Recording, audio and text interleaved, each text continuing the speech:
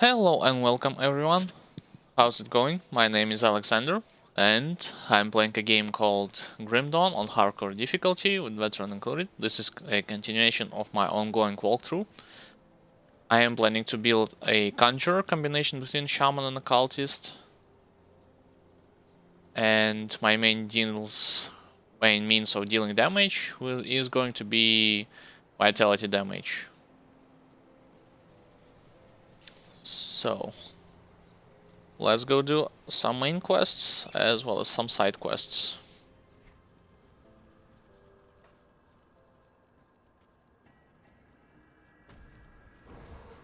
Right now I decided to utilize also the Wendigo Totem instead of those roots, because Wendigo Totem actually will heal me and deal damage at the same time. So, fact of the matter is I didn't like this primal effect of those grasping vines from Shaman skills, so I decided to switch first to this totem and then later on to Storm Totem with the conversion of 100% lightning to vitality damage. But nonetheless, let's see how it will work out.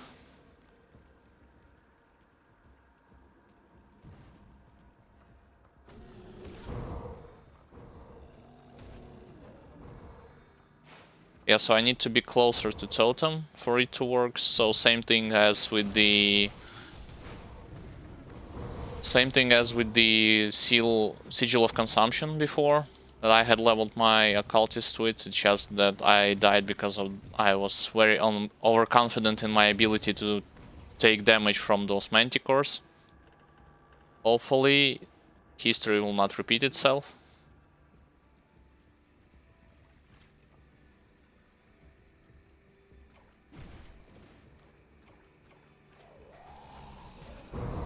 It might seem like I do not confident in my ability to level this character up to level 100, but actually on the contrary I am.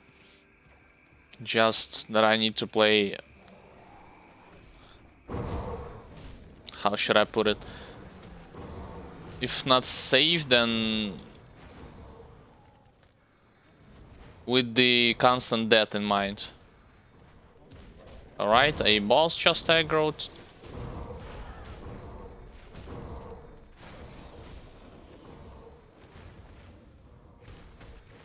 Yeah, so I need to be near the totem, but unfortunately that's why my previous Conjurer died, so I need to be very cautious around this guy, because he deals 3 attacks.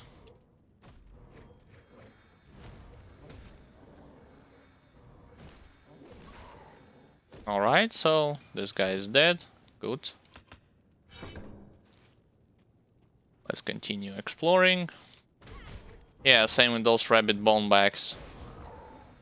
At early stages of the game, especially if you do not have some sort of a nuke slash crowd control ability, they could be deadly. I am looking for a stash in this area, so to grab it.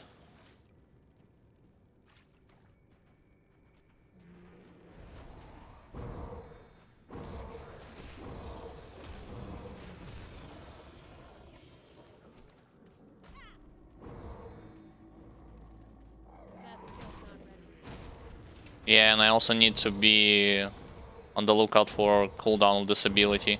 Despite it having high uptime, it also has its own cooldown effect. So I cannot just stand and spam it on one place.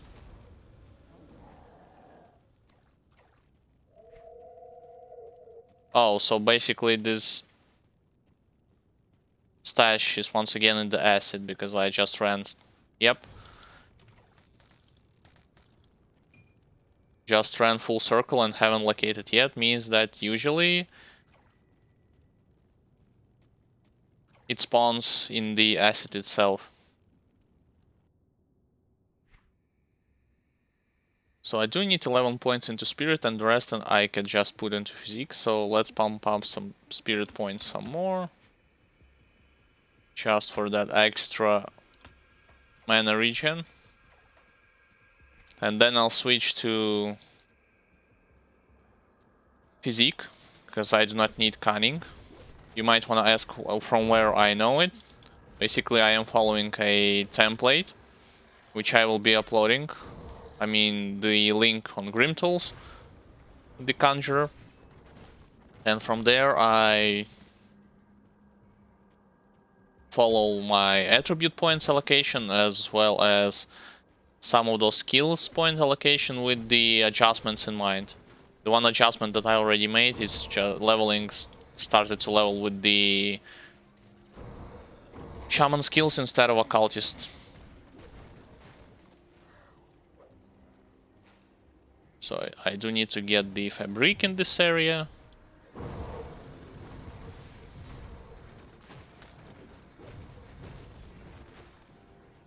Yeah, because of the high uptime of this... Oh, actually, this totem does not destroy boxes. So I was about to say, because of the high uptime, this skill is going to be very useful at the later stages of the game. Especially with the combination of sigils, as well as the other totem, lightning totem, with the conversion to vitality damage.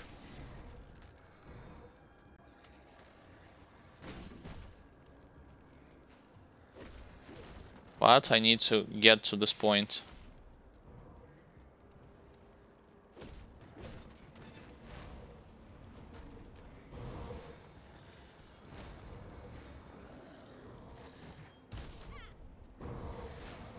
Yeah, the thing is, the totem works, like I said, the healing aspects of it. If you stay in its aura, or near him, you'll get your HP back when it damages monsters, as you just saw in this instance.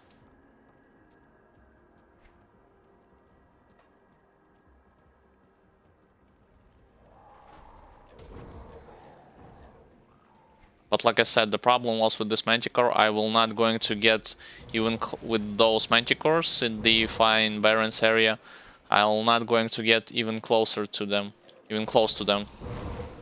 Due to the fact that they have multi-hitting attacks, same with those Rabbit Bonebags.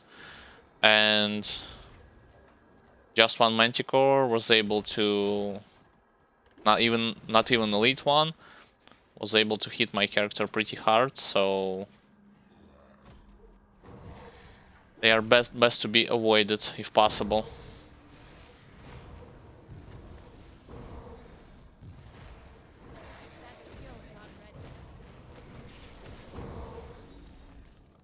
Yeah, and the thing that I'm seeing right now, what I can commentate on, is that the Devouring Swarm ability is definitely start to act more as a resistance reduction towards vitality damage rather than damage dealing ability. I mean, Totem with the 12 skill out damages the Devouring Swarm ability even now.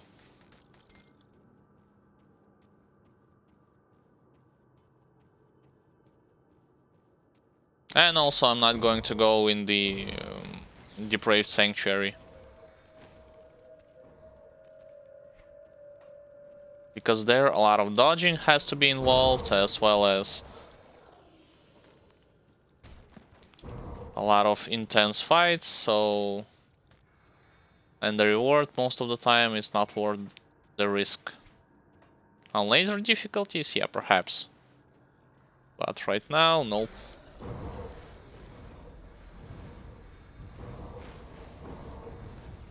Yeah, so my gameplay, I assume, is to gather them around the totem.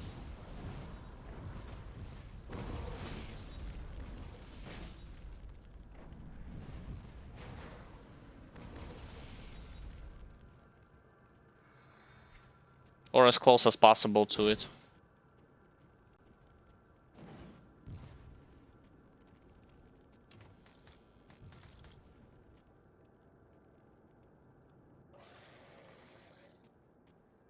Alright, let's put a totem here. Actually, believe it or not, it feels like this totem works a bit faster than Sigil. Remember when I was talking about how Sigil works with a sort of a delay, like 1 second delay?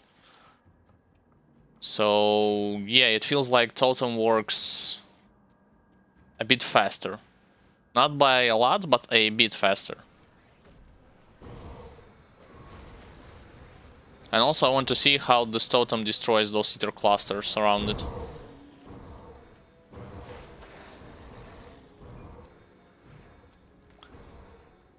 Also, if you are wondering, this Totem has a very high uptime. I actually can show it to you what exactly do I mean by high uptime. There's a cluster which I can destroy. Yeah, so the totem works a total of 15 seconds.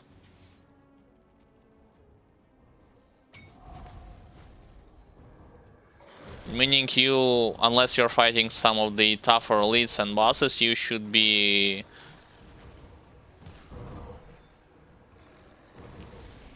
With one totem you should definitely win this fight, unless you are running away from it, from your foe, so on and so forth.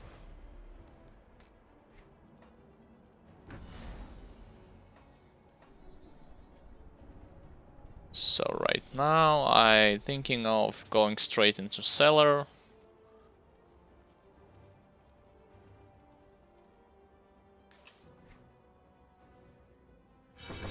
Now I just rush for the Blood Pact as well as Storm Totem with the Corrupted Storm.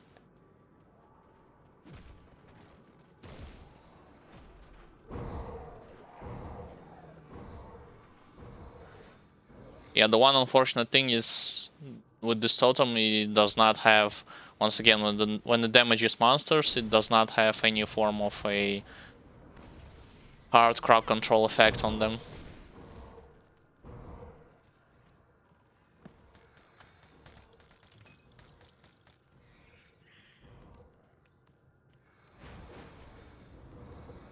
Yeah, but luckily, due to high uptime, perhaps it's not even that important.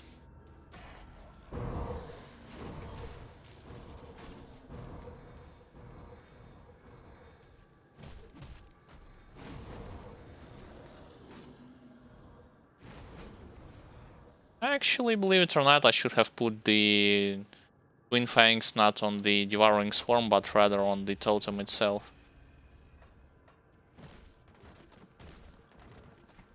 Because it seems like I'll be utilizing the Devouring Swarm ability mostly on elites and bosses anyway, or on big groups of monsters rather than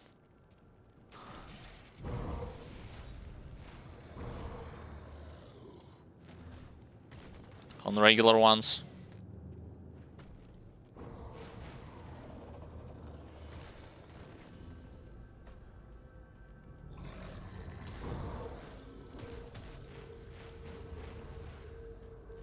So let's go out in the open area and go to the Warden Cellar to open a waypoint right there.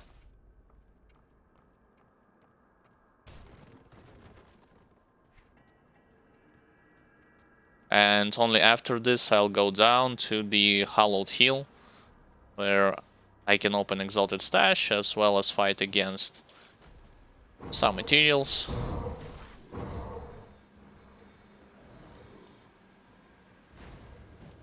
I do not see a Twin Fang activates from it.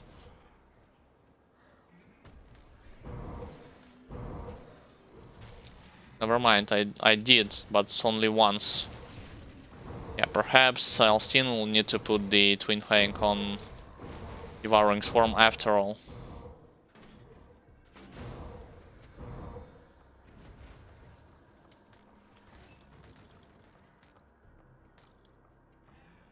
Let's leave this corruption flying alone.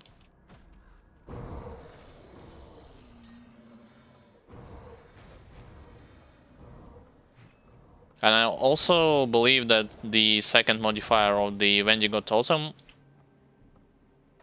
will increase its radius of effect.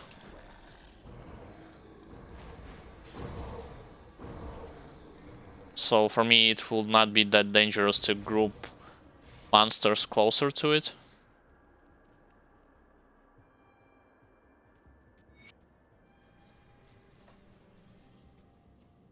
Yeah, so as soon as I open this waypoint, I'll go back and go straight for the misclick.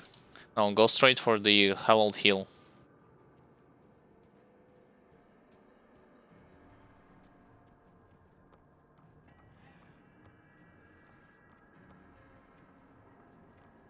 Let's read the lore notes to get some extra experience from them.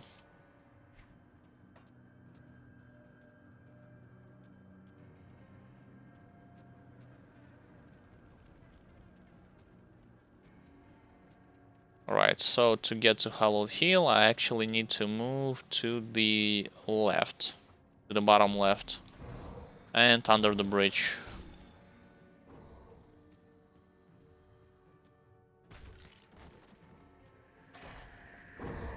Also, in case you're wondering, yes, I am trying to play with the camera rotating aspect in mind, just because there were some instances where, for example, I do not see monsters because my HUD blocks some of the screen, and I try to rotate my camera from time to time to get a better point of view of monsters and whatnot.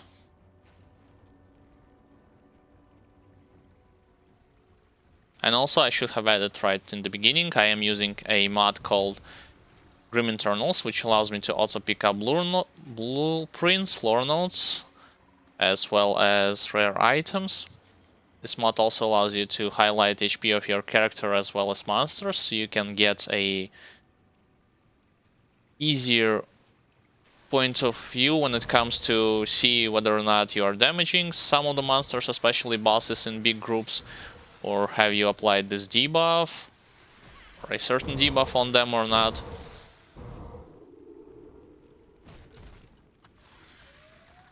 And also this mod has one of the functions of it, it can actually teleport you to certain areas should you wish to do your farming session. It will not allow you to kill stuff for you, but it will allow you to be closer to your destination. As for me, the main purpose of me using this mod is actually the graph of damage, which you can see like incoming DPS, which shows the exact numbers and also the type of damage that my character is receiving. So I can play around my strong and weak points a bit better and turn them into, like, turn weak points into strong points, but you get the idea.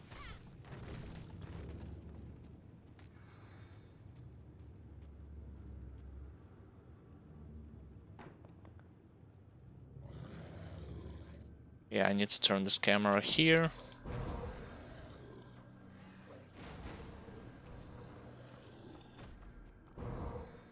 Usually in this house there are a lot of monsters that are waiting for me, but not right now.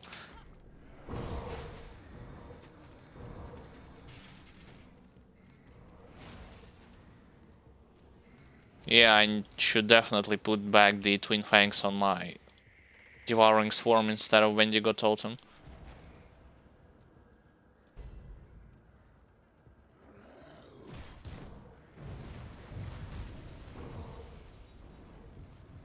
Yeah, like if I'm not closer to the aura, that means I'm not getting that high amount of HP back, if any.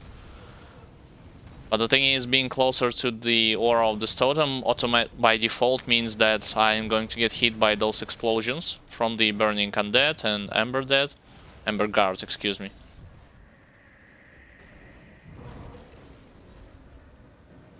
So, in my opinion, you'll definitely have to... How should I put it? Analyze your risk-reward situation.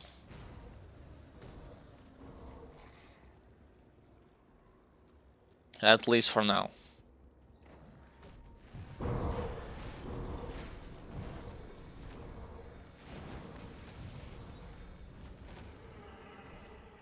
Alright, Overseer, your turn.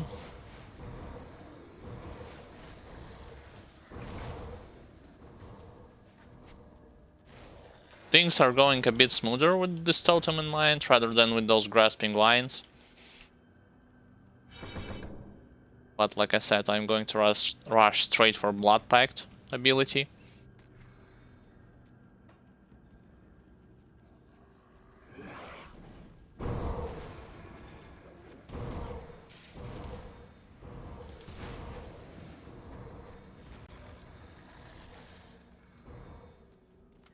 Let's open the Exalted Stash.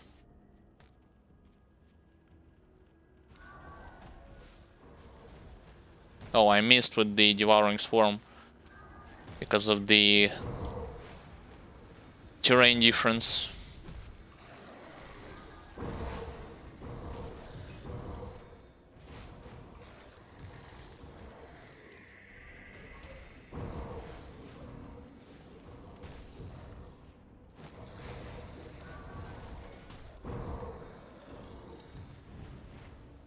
Also, feel free to ask any question about the game aspect, character aspects that I'm currently playing, or my previous Death Knight character. You are free to ask any questions in chat regarding the game. I'll do my best to answer them. In case you want to check out the other parts of my playthrough, whether it be the Conjurer or the Death Knight, you can do it on my YouTube channel. The link on it will be in the description. Right, so I cleared the Hallowed Hill. Let's move back to Warden Cellar. Actually, let's complete some of the quests first.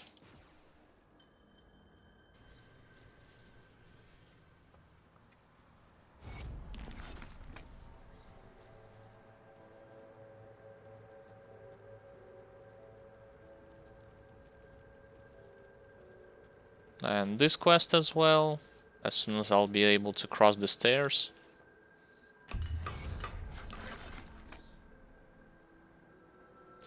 Alright, at level 20 I'll equip this armor. And let's go to the Warden Cellar Rift. Where should I go? I think I'll go at the bottom first. Just because I know that at the bottom there is a destructible wall with the hidden spoils in it.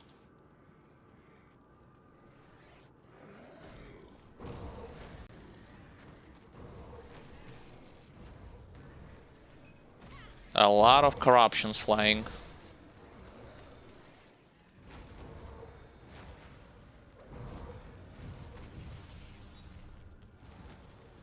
Yeah, and to get to this area, you'll actually need to continue to go to the bottom, where your hint would be where the spiders are.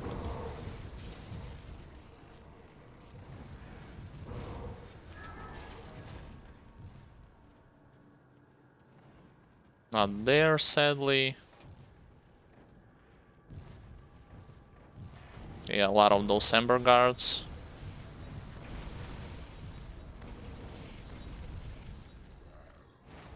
I got rid from most of them.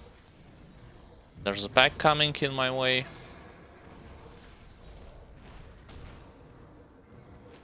If you see monsters are getting speed up by this, you basically have to keep in mind that there's an Overseer nearby, which buffs their movement speed as well as attack speed. Getting rid of this Overseer actually is going to help you. Yeah, so this is what I was talking about, although right now there were no spiders around, so sometimes you have spiders, sometimes you have those Ember Guards near it.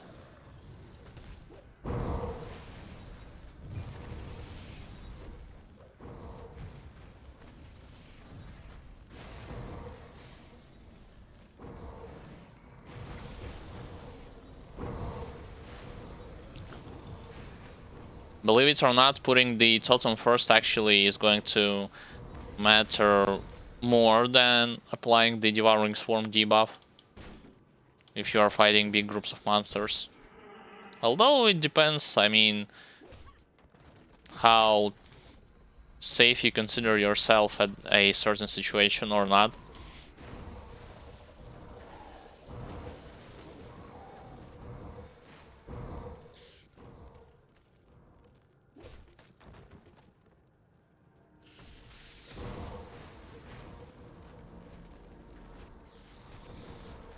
Let's put totem a bit closer. Oh, never mind, it actually was the second way to yet another second hidden spoil, second passage. Better way to put it.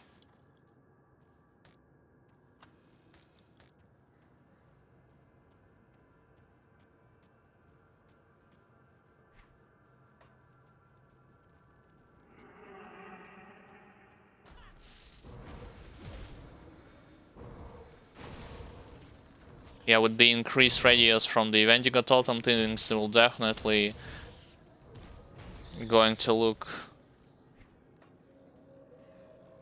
prettier when it comes to how well you're going to come from every fight, whether you have full HP or not, or closer to it.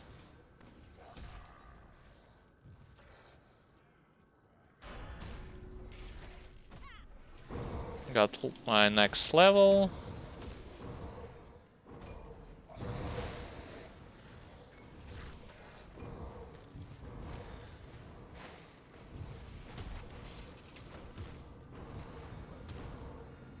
Alright, let's level up some more. 3 more points. So I need 3 more levels to eventually reach the Blood Pact, as well as starting to, like, after Blood Pact, I'll start to go with the Storm Totem with Corrupted Storm in mind. And then I'll switch to Occultist skills.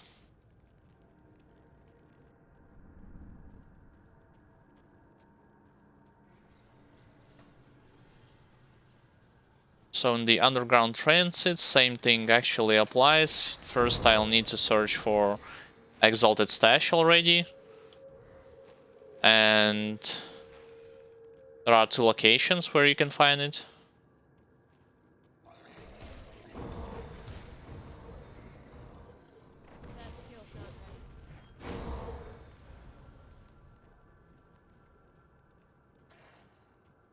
So for now I'll check the first area where it can be.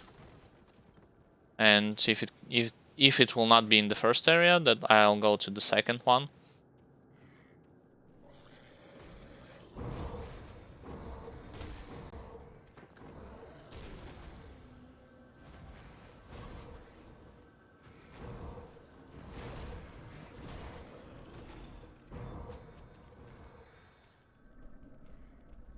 To be honest, I do not recall whether or not Overseers have the ability to spawn some extra mobs.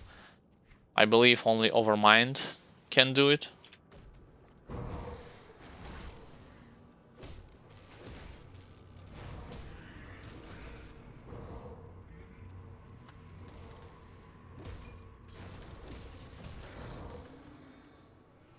Never mind, Overseers actually can do it as well.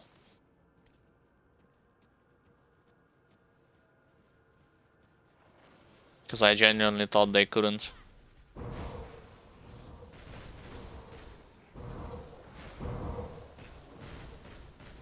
Yeah, the drawback of you utilizing this totem is ranged enemies.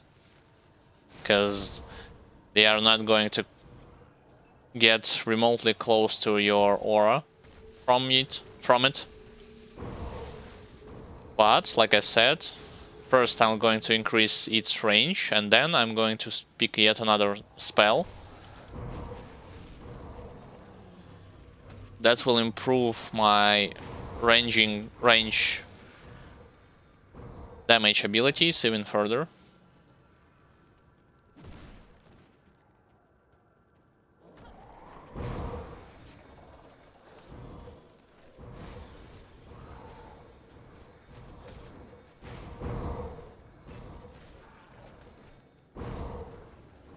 Yeah, as you can see, a very high uptime of a totem.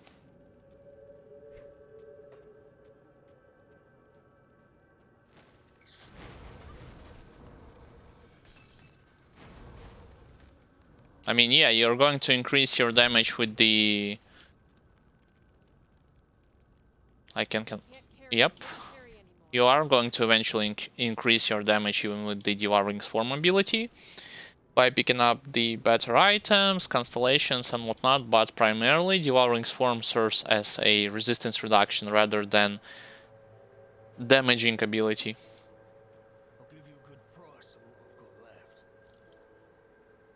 Yeah, I'm going to equip this one.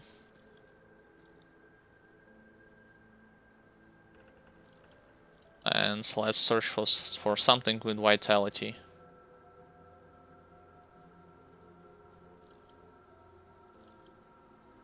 Elemental damage.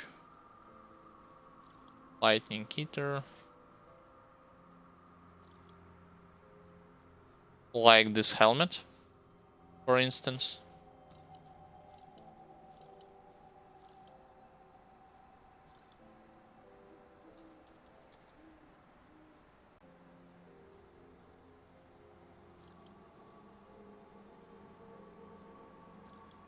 I'll wait for a better boots if possible. Acid poison.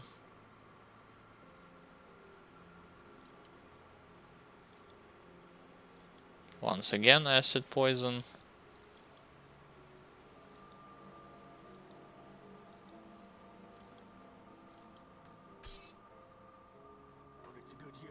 And I'll grab also my...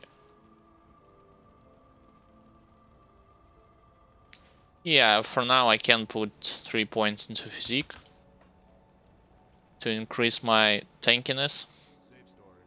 What I was about to say is that I'll pick my Equilibrium Relic. And let's go back and clear the rest of the area. I mean, not clear, but go for the main quest in mind.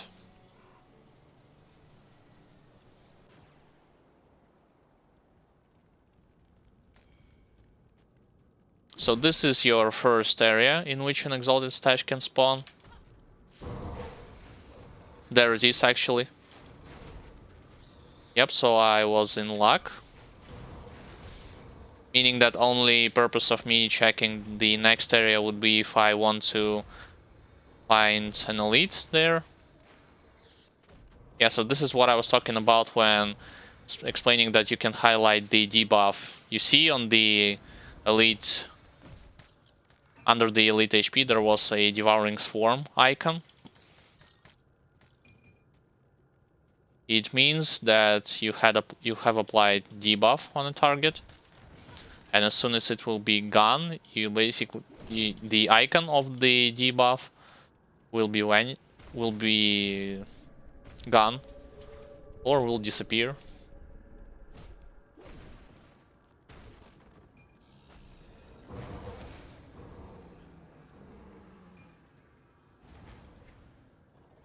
Alright, so let's now move straight to...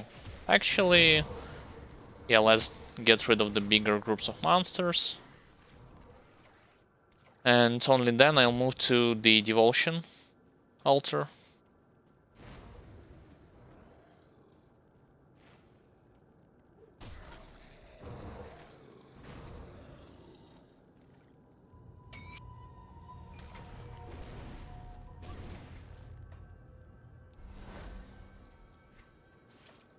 Right now I am working my way to achieving to getting 6 points into blue constellations. I could do this either via the Sailor's Guide or Eel.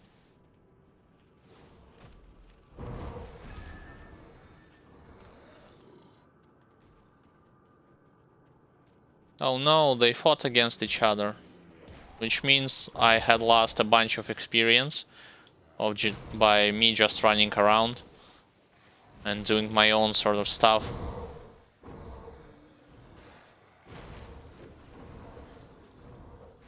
Well, good thing that for now they are drawing their attention towards my character and not towards beasts.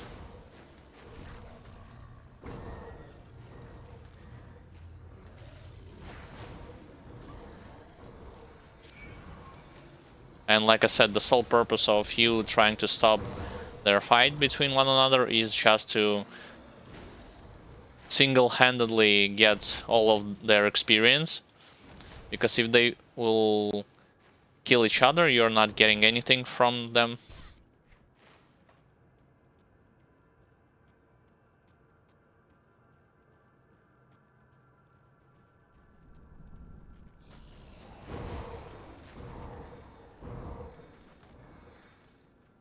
Actually, let's go to the top first.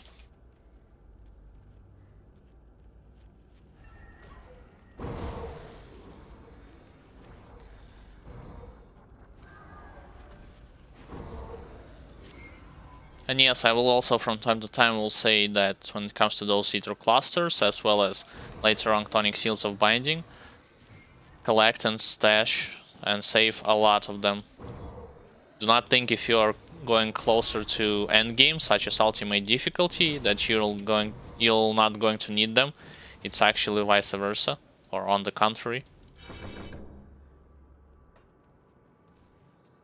You're going to need so much of them that if you will waste them before, I mean on the normal and elite, you'll have to do these sort of material runs like I used to do it with the Death Knight character.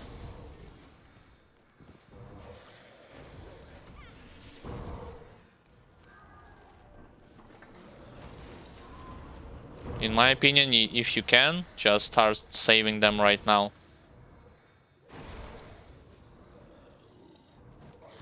Especially if you are like me using some sort of a template or just want to craft a mythical relic at level 90, you're going to need a lot of those resources. To give you a perspective, I was doing 4 hours farm runs, and majority of the 4-hour farm materials that I had collected was put straight to the mythical relic. I mean, yeah, if you are an action RPG veteran and 4 hours to you is nothing, then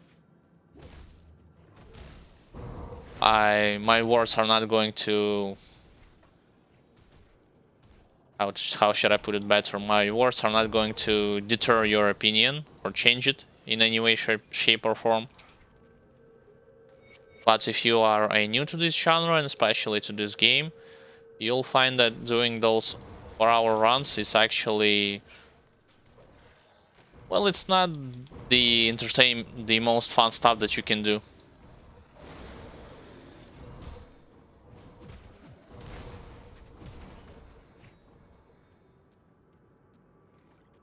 Yeah, for now, slow and steady, approaching the Krieg boss fight. 2 elites, I need to be careful around them. Actually, I should have killed Overseer first, rather than those guys.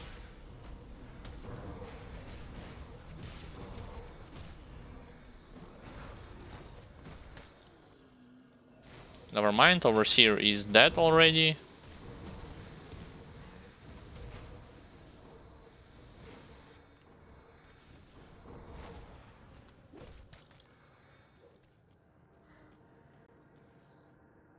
Wrong camera turn.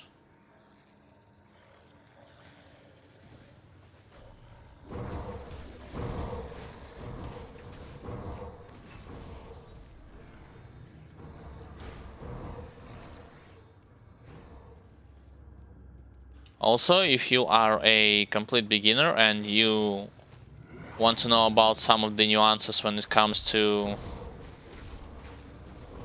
tips and tricks video that discusses boss's most dangerous attacks, as well as what types of resistances you need to have at certain stages of the game, and vice versa, what you can neglect, you can check my Grim Dawn tips and tricks video later at your own leisure on my YouTube channel.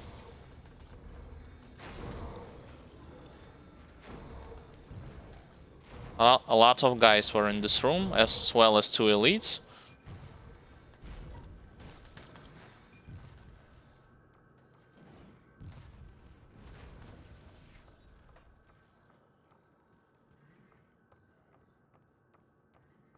Let's go for the lore note.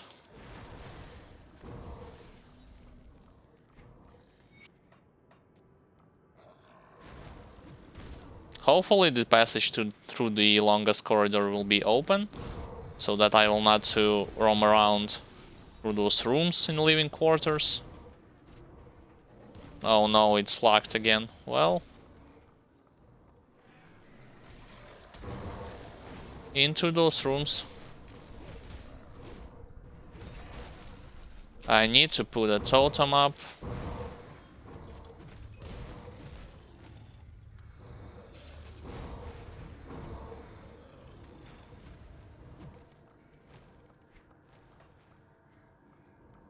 Let's continue to venture deeper.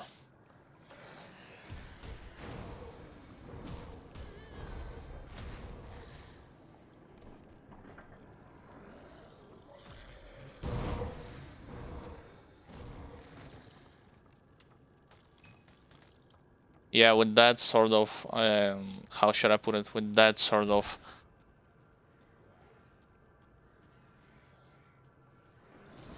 weakness when it comes to physical attacks against Warden Creek, I should definitely be extra careful, especially in his second phase.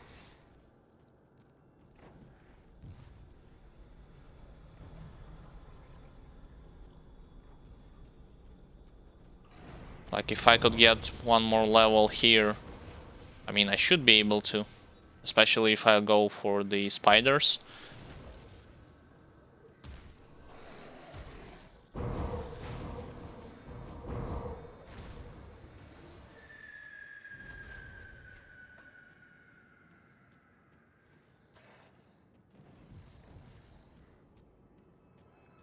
Monsters actually in this... in previous room can spawn, like right now they're doing it.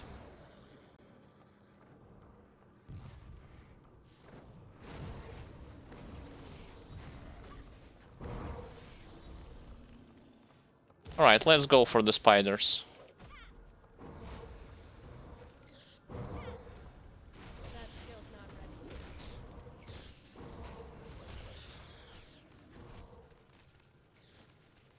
Hey, I had found an elite.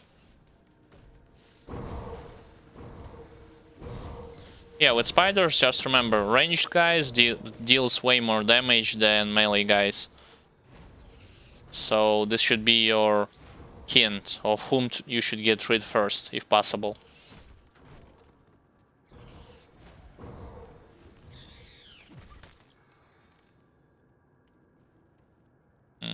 I need to turn this camera right here.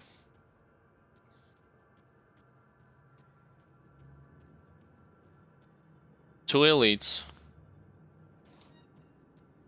Let's not joke around that much near them. I got trapped, poisoned. One elite has been dead. Let's try to get rid of another one and wait for this acid pool to disappear.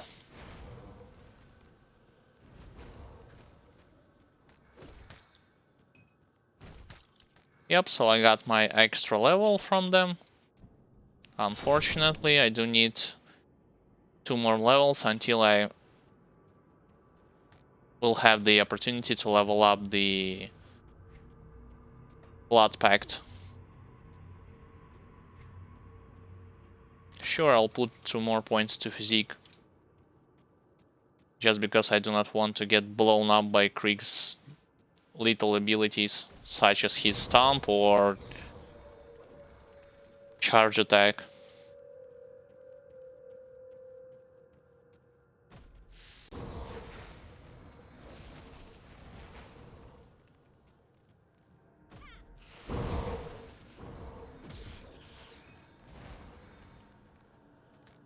Alright, let's go for a quick boss fight.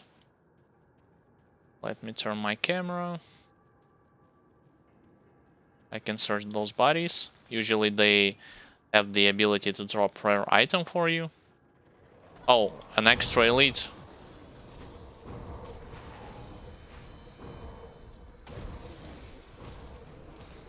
Which has the ability to freeze you in one place.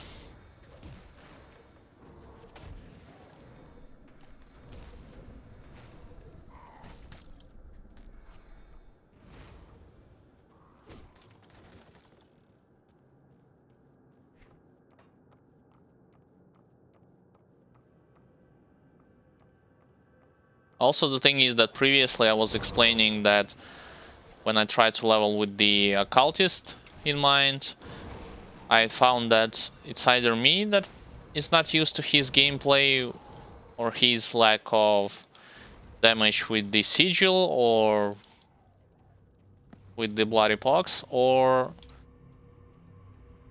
it's just the fact that you need to be level with the shaman first. I mean, despite using, let me explain what I mean. Despite using the template for the Conjurer, I'm not using a step-by-step guide when it comes to leveling skills up and with what you can level. So far I had tried to level with the Bloody Pox as well as Sigil of Consumption, but when it comes to Bloody Pox, it lacks the single target damage a lot. When it comes to Sigil, yes, it has the same effect as you can see with the Mendigo Totem, but without any of other range skills abilities, later on when you'll be facing against heavy hitting targets like those Manticores, against which I had died, it seems like you do need to either be always at a certain range with them, at least at this stages of the game, or you do need to have another ability. I mean, I could have tried leveling with the Bloody Pox as well as Sigil at the same time to sort of make things a bit easier to clear. But the thing is, like, you're seeing right now, Wendigo Totem as well as Devouring Swarm doesn't actually requires drains from you mana that high, unlike those two abilities from Occultists. So should I have decided to level with the Sigil and Pox at the same time, I'll be out of mana a lot of times.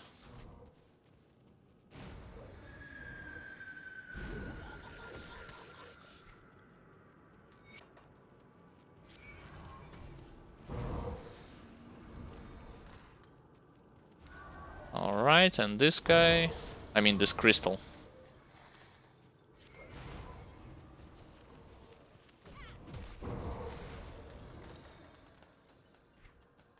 So, onto the Warden Creek boss fight. Anything with vitality damage? I can use this just for the armor purposes. I mean, right now, most dangerous thing that I could hit by is his physical attacks rather than magical attacks. So perhaps equipping something with the higher armor percentage would be worth it for now.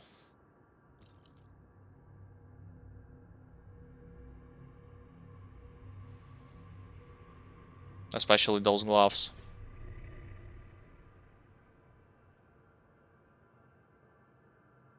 Shoulders, I can keep mine. Alright, let's go against a fight with the Warden. Monsters will appear here. I was waiting for them to appear in this area.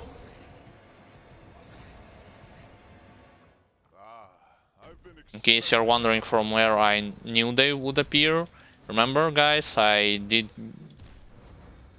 compile the tips and tricks video when I was explaining about those sort of stuff.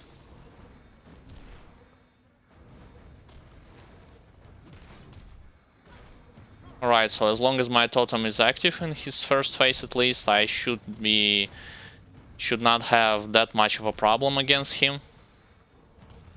Because my totem heals me, as you see with my HP bar. I just need to reapply my Devouring Swarm on him from time to time.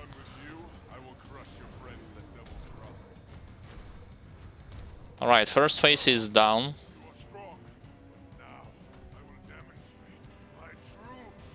Second phase. Run from the stump. Run from the... or you can tank a bit his shockwave, I mean, it depends. But from the stump you definitely had to run, you cannot soak it up. Unless you have very high HP pull or damage mitigation. Let's dodge his... Well, I tried to dodge his Force Wave. Will not... Was not successful with it. Stomp once again. Stomp. That was bad. Now he will shout 3 times.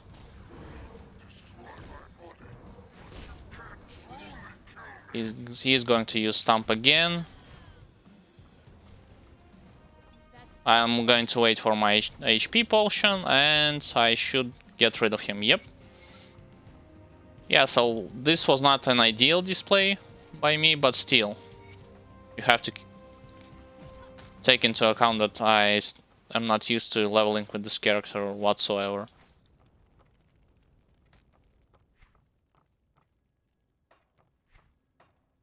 Fine, let's go back to Devil's Crossing.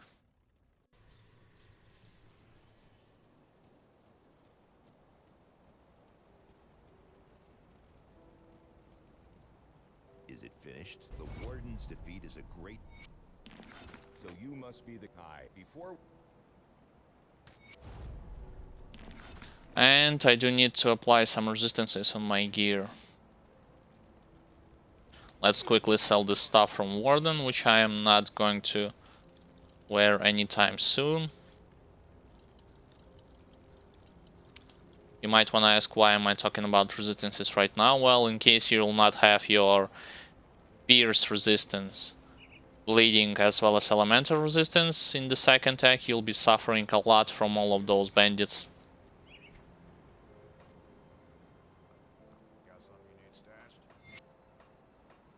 I mean, first act, yeah, sure, you can neglect some of it.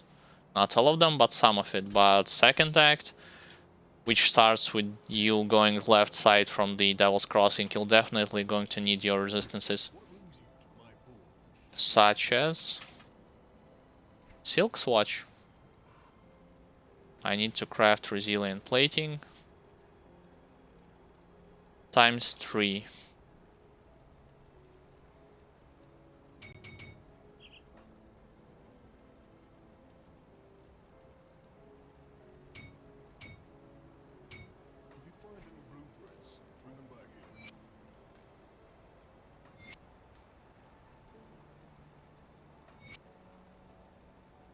Alright, so then I need to go for the Wardstone.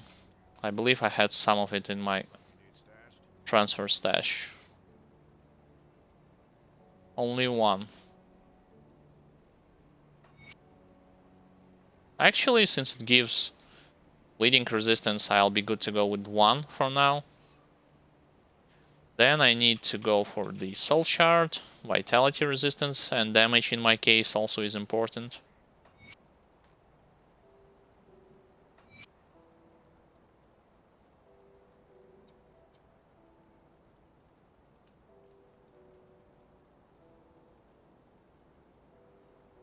Sure, why not? I'll utilize the third thing on my medal,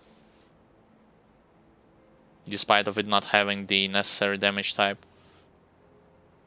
Later on I'll switch with something like the Ether Soul for better Ether resistances. And what do I need more? I need Anti-Venom Self. Times 1, 2, 3. Oh, Unholy Inscription, I forgot about it. So usually on my gloves I'll put the Unholy Inscription. So, Anti-Venom 1, 2, 3.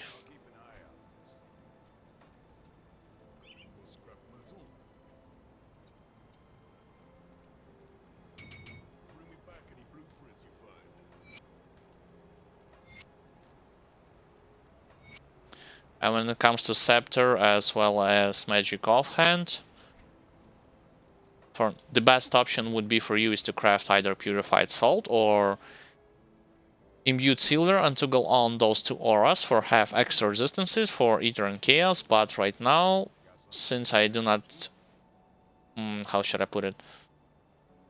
I know that there will be in Seknek there are not a lot of those heavy hitting hitter guys as well as chaos guys. There will be later on.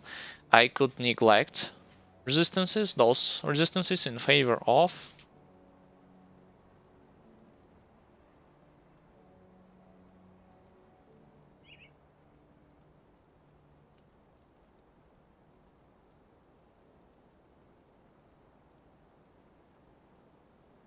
actually not this thing. I need the vitality damage. Perhaps I do need to craft it. I thought that it was. I thought that I had something in transferable stash. Yeah, like Hollowed Fang.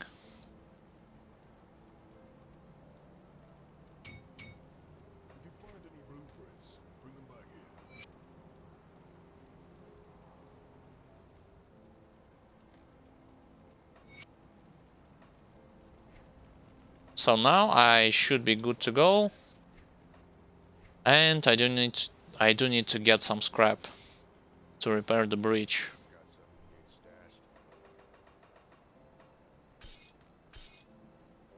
This thing I'll put for now right here.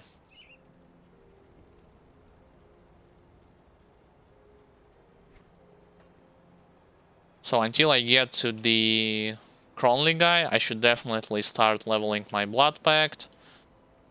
Perhaps even soft capping it, as well as Storm Totem and the Corrupted Storm.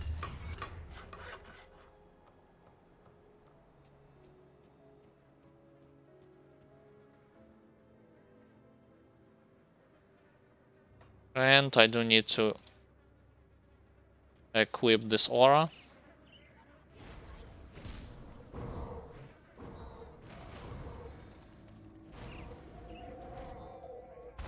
Yeah, so those gunmen, if you do not have, or later on the skeletons with the crossbow, and yes, it's counterintuitive. I mean, how could skeletons with the crossbow deal more damage than guys with guns? But nonetheless, if you do not have your necessary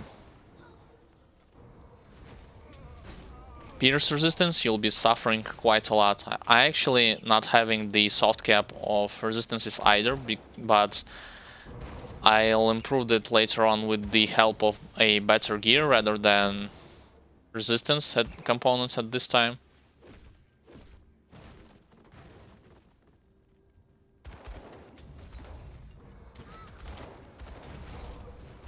So the left guys will be dead. Same with those guys. I actually should apply Swarm on him. Yep.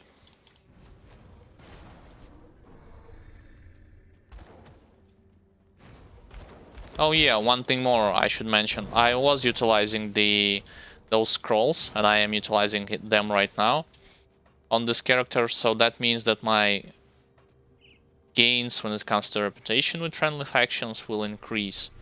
How can you know it better? Well, with those pluses. 150% here, 150% here.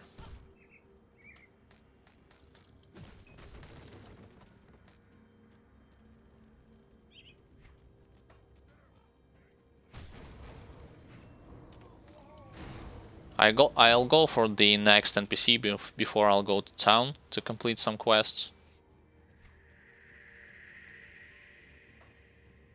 Yeah, I mean this guy.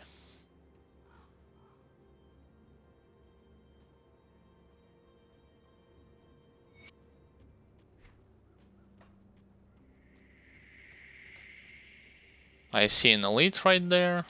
I'm definitely going to get down this hill and kill it. On second thought, I do need to go to the right. Yeah, I'm not trying to clear every possible area from foes. I'm just moving from one location to another when it comes to secondary quests, main quests, as well as devotion altars. Let's aggro them towards me and let's start eating them with totem.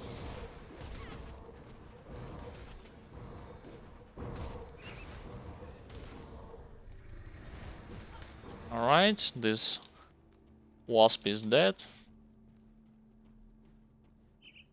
Let's continue to move further. You actually have your, like, cannot say it's a complete RNG, but sometimes you'll face boars, sometimes you'll face wasps, sometimes you'll face golems, which actually called shamblers, but it's easier for me to call them golems. It will definitely add the variety in your playthrough, especially on the next difficulties.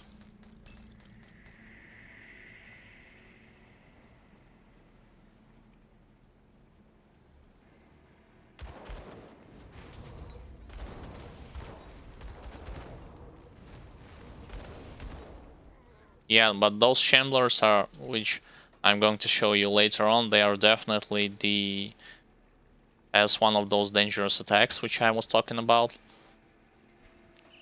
like the boulder toss.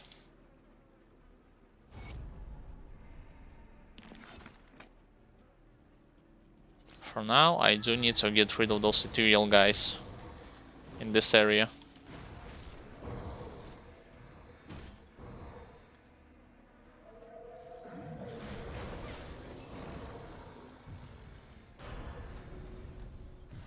Alright, leveled up once more.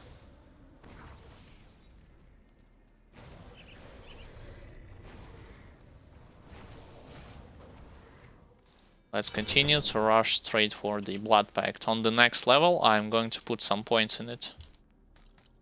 I mean, my plan is to soft cap the Blood Pact first and then switch to Storm Totem with its modifier that converts all the lightning damage into vitality damage.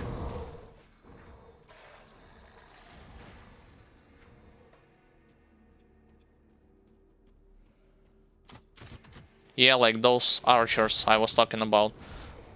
I mean, crossbowmens. Undead crossbowmens.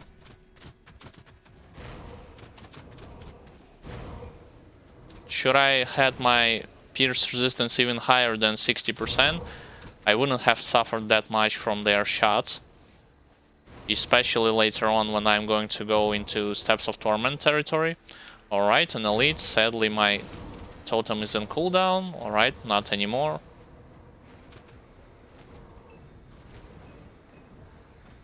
Let's reapply totem as well as swarm, and he should be dead.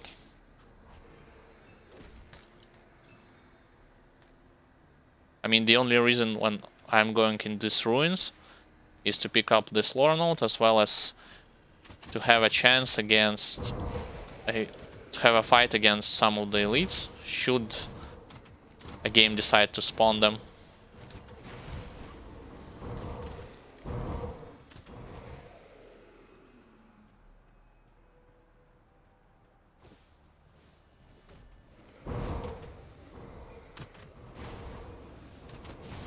Because other than that, practically you'll have nothing interesting more in those ruins. Nothing more interesting.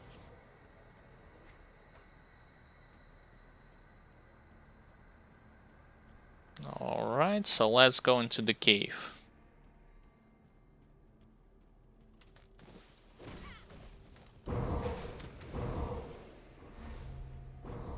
Yeah, I could just left this Flame Revenant guy.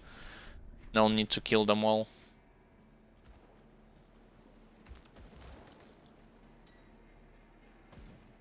Oh, there's a fight right there. I was wondering, why am I hearing gunshots? And I want to go straight for the altar.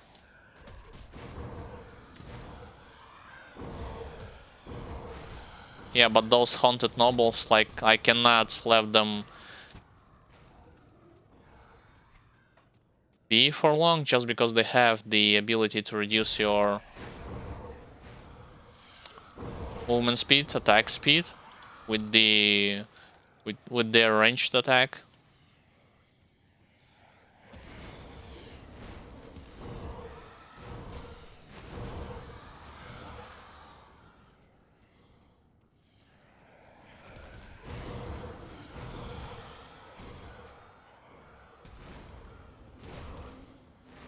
Yeah, like you see, my Devouring Swarm is not doing that much when it comes to damage when compared to the Totem. That skill's not ready. Oh, never mind, they just reduce your movement speed reduction, so not attack speed,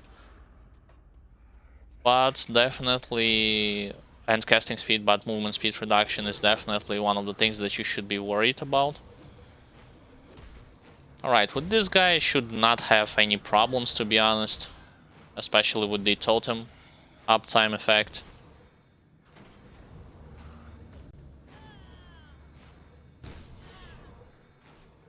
Can't do that yet.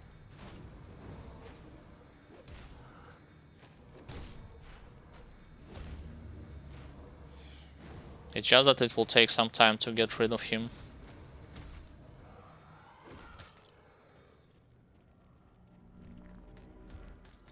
Yeah, but against this guy, you can't do it. Against those Manticores, which I was talking about, no way you're going to do it.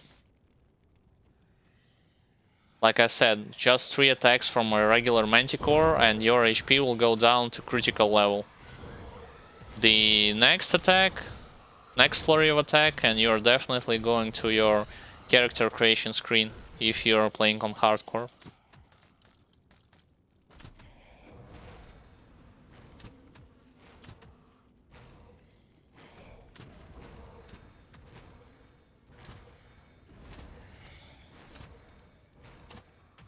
Alright, let's get rid of yet another elite. This guy.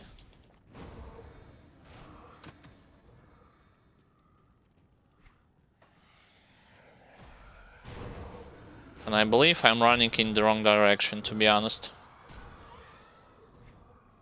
Yep, I was need to go to the altar. Instead, I just ran in a semicircle.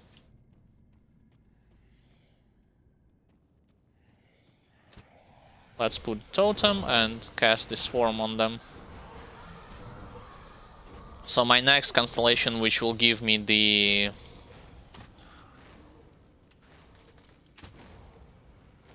vitality damage as well as life attack damage conversion to life, is going to be Wendigo, but that's later down the line.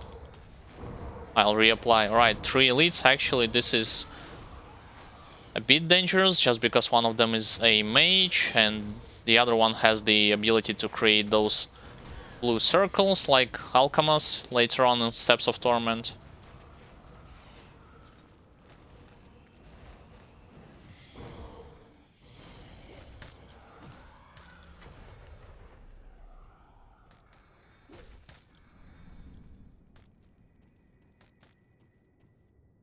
Alright. First point into Sailor's Guide.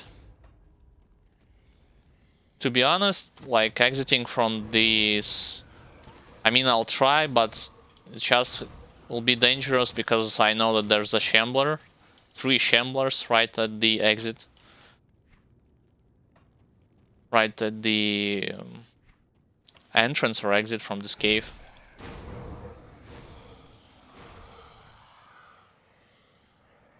And should they decide to simultaneously cast on my character those tossing boulders, things could get dicey.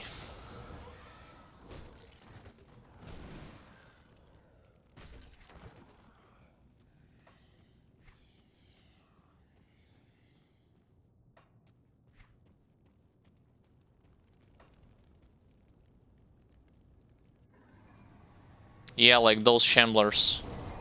Their melee attacks is not that tough, as well as their HP is just their boulder toss attacks is most dangerous thing from them. I mean, to put things into perspective or comparison, when I was playing Death Knight and I went into the Ancient Grove territory, I was fighting against several elites, and behind those elites there were 3 Shamblers, which simultaneously tossed, I believe, 3 of those boulders at me. When I got hit, And remind you, that knight is way more tankier than the Conjurer. When I got hit by it, first of all, I got chain stunned, because I, at that point in time, do not have the best stun resistance. And second thing that happened is my HP went to critical level. I mean, Ghoulish Hunger procs, I only got left like with 1000 HP, if I'm not mistaken. Despite the fact that later on, when I got rid of them, when I got rid of them, it only took like 2 or 3 force wave hits.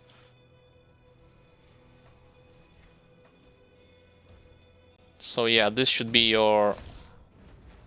how should I put it? Your hint against those guys. I mean, do not underestimate them.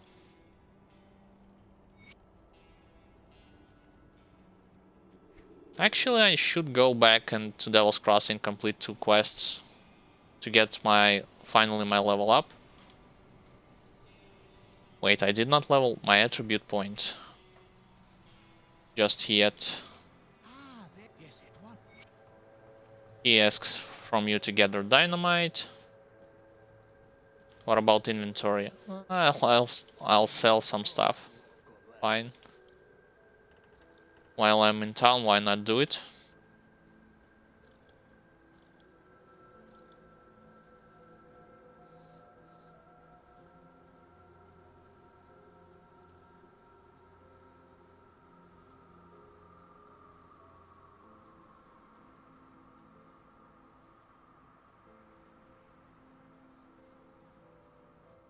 Chaos resistance, 10%. Skill disruption protection. Actually... alright, this thing instead of mine, I'll definitely going to equip. Although I would much rather prefer something with decay, like vitality damage, vitality decay.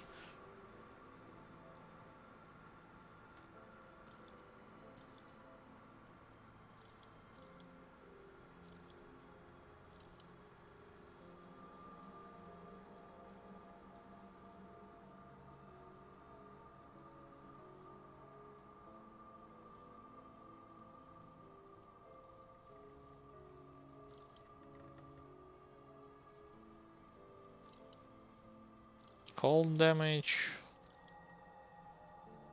Spirit.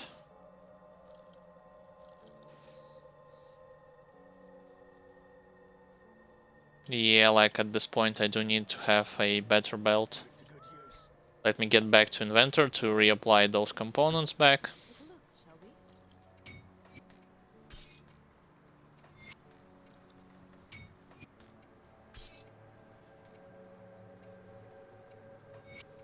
Bring me back something interesting.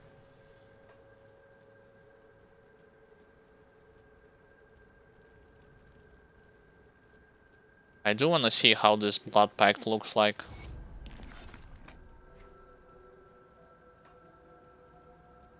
Especially considering the fact that, judging by its description, it will increase the radius of a totem, of its effect.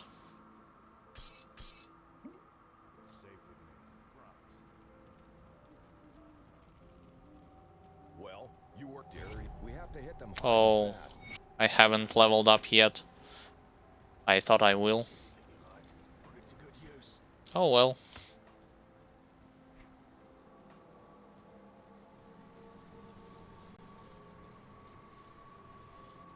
Fine, then let's do those 2 quests from those guys.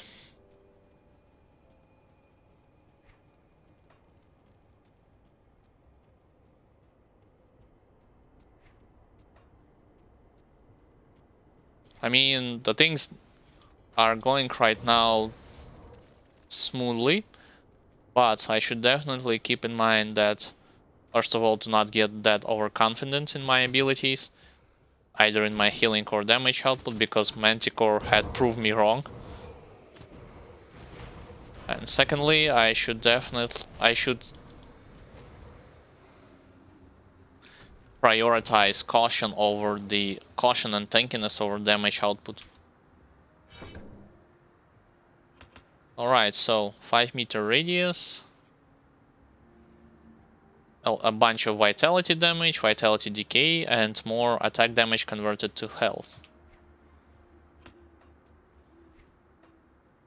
How does it look, I wonder?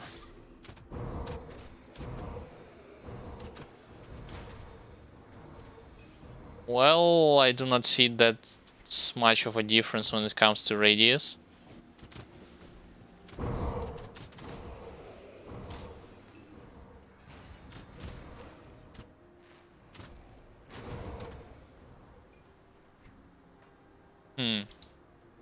I was expected to be higher, to be honest.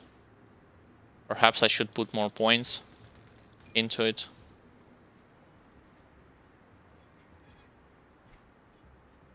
I'll go save the Elder first. I mean, complete this quest with the Elder, and then I'll go to the mine.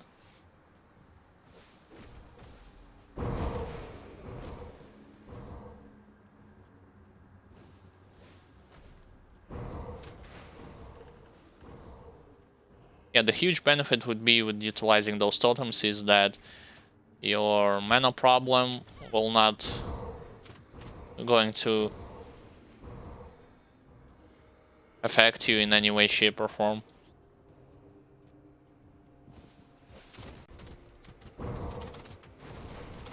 I mean, it's not like with the occultists or just in general you're going to have mana problems later.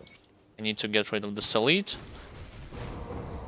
later down the line, just because you'll have your Lantern constellation as well as your Lotus constellation, which two of them give you tremendous mana regen. Did I speak with you? Yep, I will.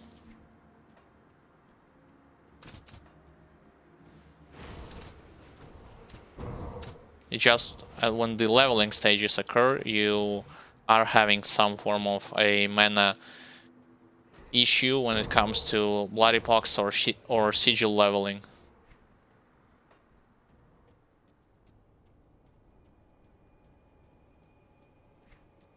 Sometimes those bandits will appear here, but not right now.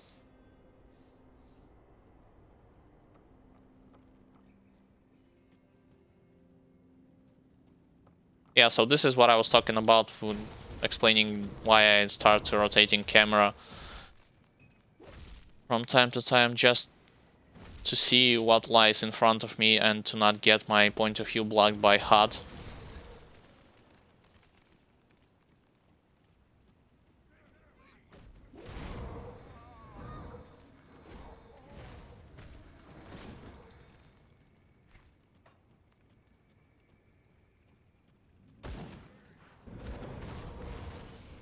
Actually, I should not run too far from this totem. I mean, yeah, it's a drawback that I'm going to resolve eventually by picking up the Storm Totem with vitality damage. Just because, like I said, you're not going to force me be near those manticores.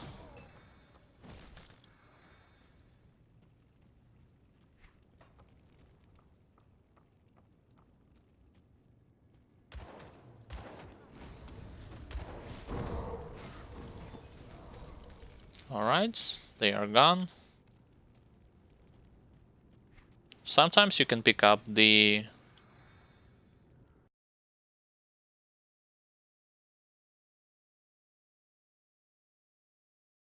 Oh, well, thank you for the tip, Alucia Laura. I assume your nick reads in this way, but forgive me if I read it wrong. But still, nonetheless, thank you for the tip. Yeah, well, I was explaining about the mana problem earlier, but when it comes to leveling with the Bloody Pox skill or Sigil of Consumption, in comparison with the Devouring Swarm and Totem. But it's good to know that you can actually do this sort of stuff.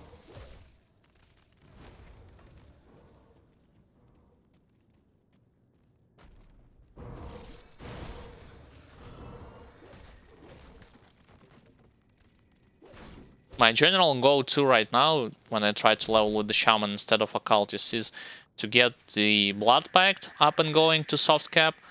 Same thing goes with Storm Totem and its Corrupted Storm, and only then I'll switch to Occultist skill tree and go from there.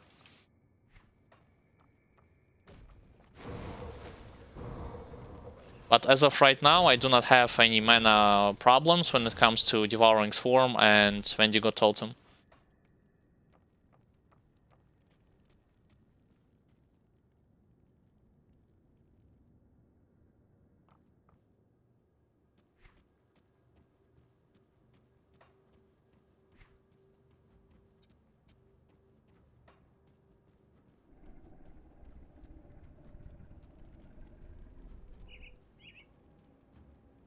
Like I also said, like later,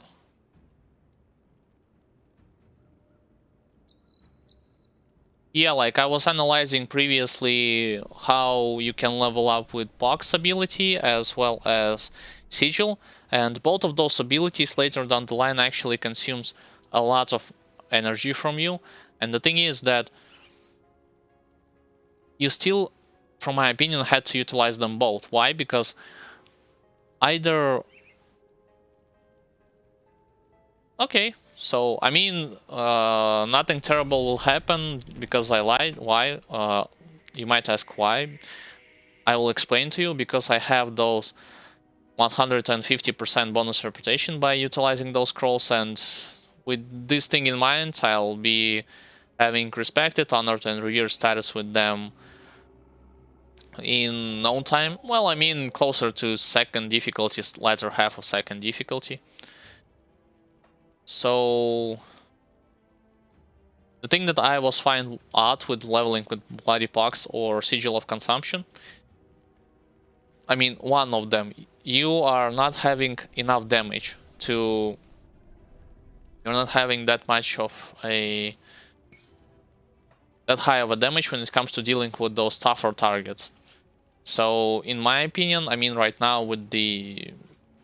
If you're going to level with the cultists, you're going to utilize them both, Pox as well as Sigil. But when it comes to Shaman, Devouring Swarm as well as Wendigo Totem actually works well. I mean, not Force Wave level well when I was leveling with the Soldier and Two-Hander, but still more than capable of dispatching those tougher foes quicker, rather than if you are going to utilize just Pox or Sigil of Consumption.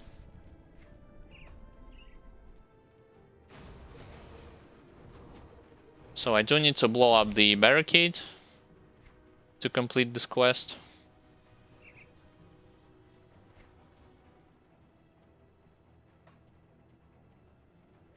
Actually, yeah, so this is granted by item. As let me get rid of those boars and read what it... To all damage, energy regen, increases energy regen. Yeah, so you was definitely right. This is a good early game relic. I mean, yeah, like I was explaining, later on I will not have any... I assume I will not have any mana problems, just because I am going to level up the Lotus Constellation as well as... Where it is? Yep, this one, Lantern, which will give me tremendous energy regen as well as higher mana pool. So, but that's later on. I need to utilize something right now.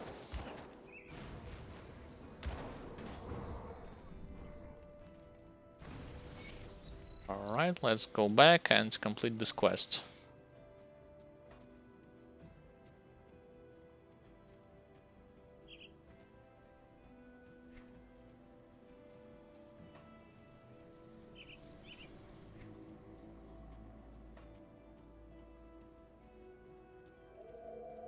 Let's talk with you.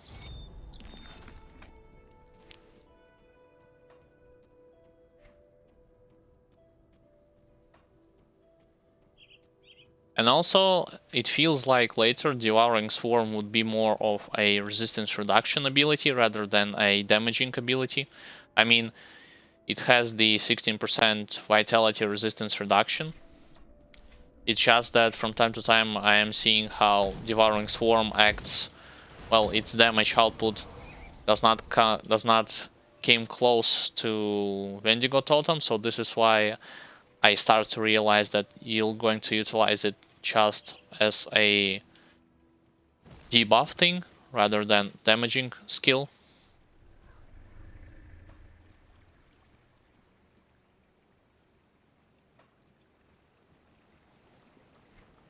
Doesn't it says? Thank you once again for the tip. I mean, some of those items says that you need to toggle on this ability in order for it to work, but this relic doesn't says it, but thank you for the tip.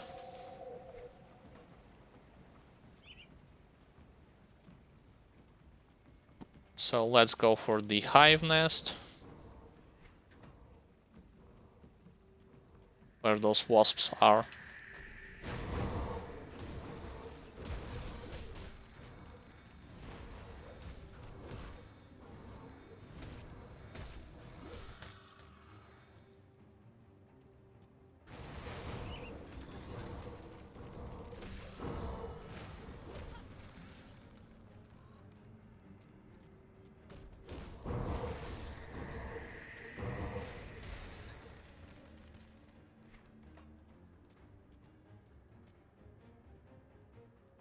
Yeah, that's actually what I am feeling right now.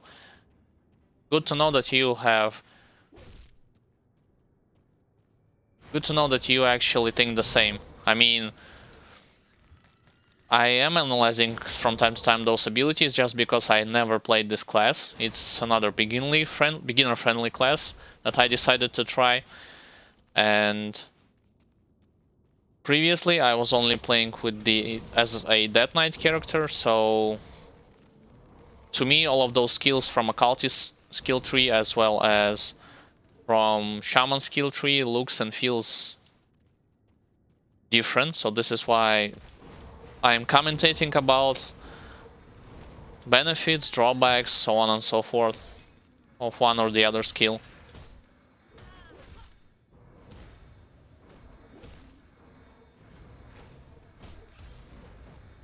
Interesting, believe it or not, actually if you stand closer to this Grand Queen, she will not utilize these acid grenades abilities.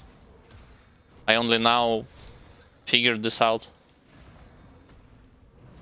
But yeah, later on, I mean, there will be some enemies that will not going to allow you to do the same sort of thing that I'm doing right now. Especially I'm talking about those manticores, which has 3 attacks. I mean, flurry of attacks attached to it.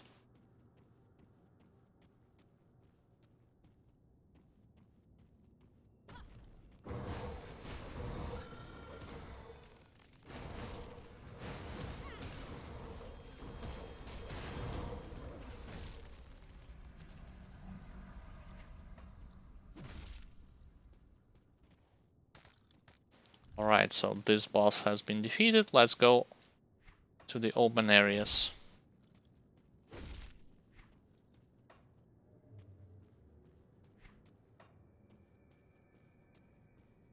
I also can talk a bit more about why I decided to go with the Conjurer combination between Shaman and Occultist instead of another beginner-friendly classes.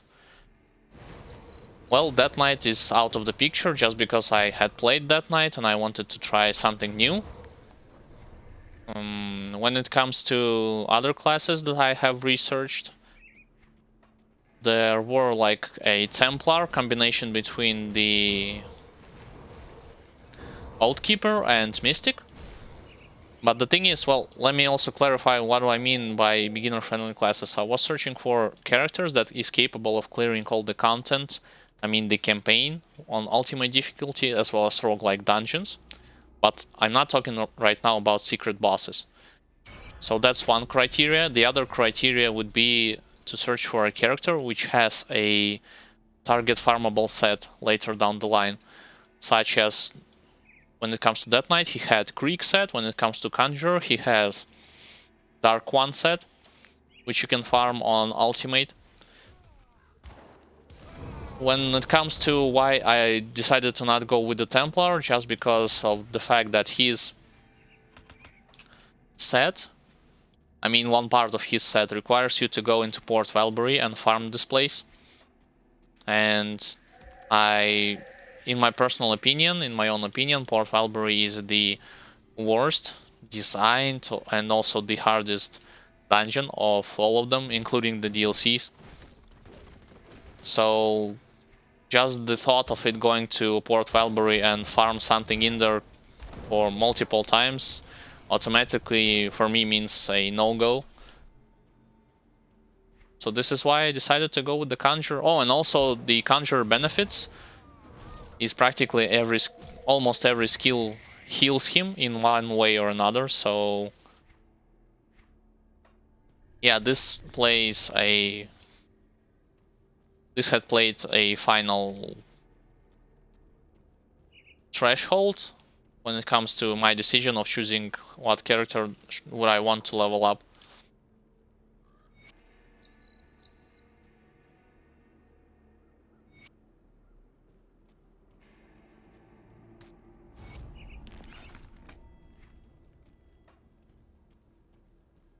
So this quest has been completed. Let's go to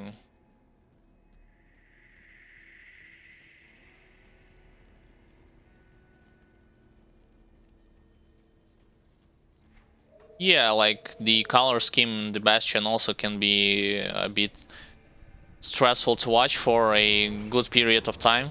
For a long period of time, excuse me.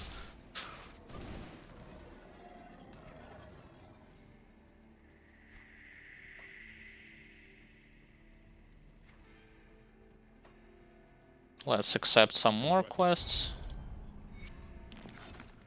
I mean, to be honest, like I said, my least favorite dungeon is Port Valbury. My most favorite dungeon, let me think about it. It's either, well, the easiest one, Steps of Tormented, but that's by default. I mean, no one's gonna argue against it. It's the first roguelike dungeon that you encounter, and it's the easiest one. But the most good looking for me, and when it comes to design and whatnot, I'm more inclined to say like Ancient Grove.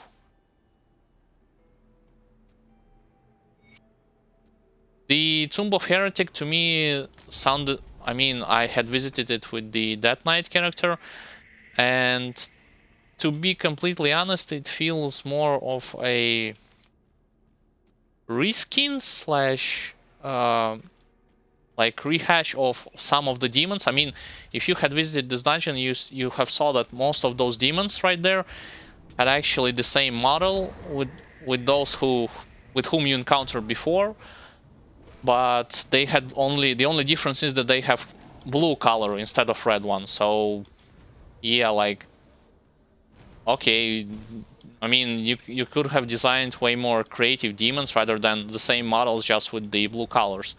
But that's my subjective opinion.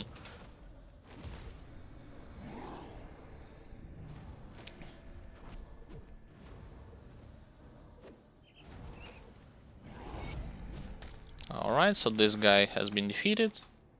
Let's go straight to the mines.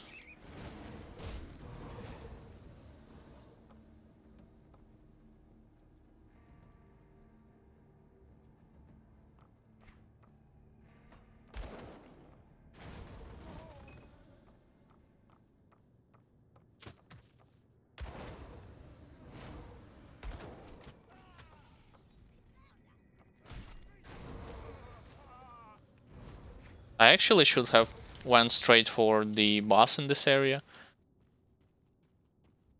which is Bandit with his red.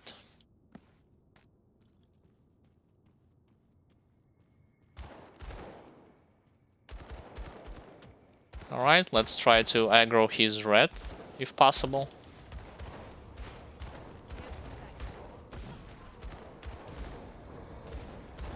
Yeah, the most dangerous thing actually is not... I mean, I had found about this encounter, it's not this guy, it's his red. I mean, for some reason, this guy is not dealing even close, even... the same damage as his red. He has the ability to block your skills, which could be dangerous if you're not careful enough. But when it comes to his overall strengths and weaknesses, he is definitely, to me, is just a debuff guy. Yeah, despite the fact of him having high amounts of HP.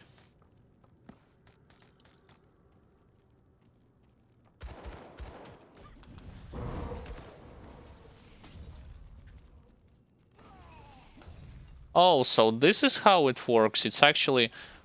I have now seen how this blood pact works. So yes, it has a radius, only it's not affected. I mean, it's not the corners of this Wendigo totem. It's actually this red thing that's this. It's actually red mist or red lights that this totem creates. And if anyone is going to get close to it, it's not the pulsating aura that kills them right now. It's just those red lines, which links from totem to foes that are dealing damage to enemies. Because I was thinking like 5-meter radius. I mean, I was initially thinking that this totem increases its radius from the pulsating stuff.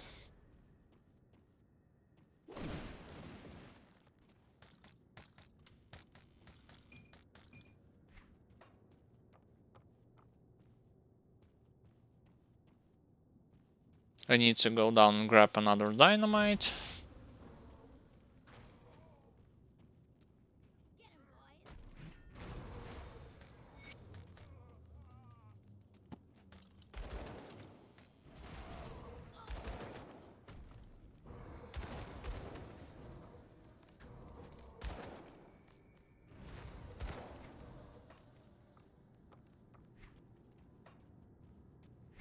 I wonder if Storm Totem has same radius when compared to Indigo Totem.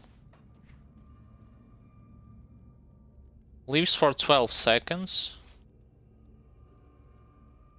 Lives for 15 seconds. 5-meter radius. Oh, and also you can summon 3 of them instead of 1.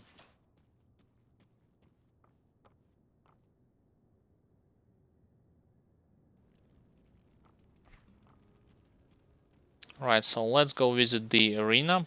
There is a chance that another boss on it will spawn.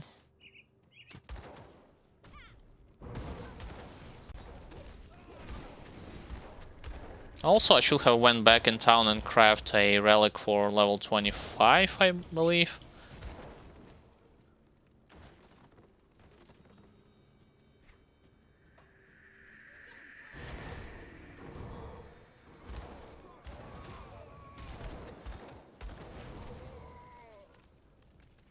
Yeah, this guy.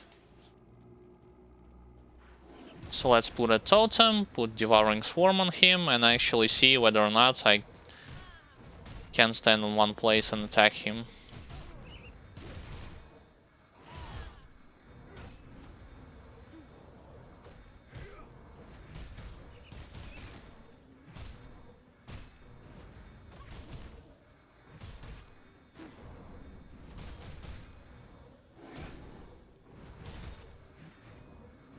It seems like it's working, but like I said, later on, tougher enemies will definitely not going to allow me to do it.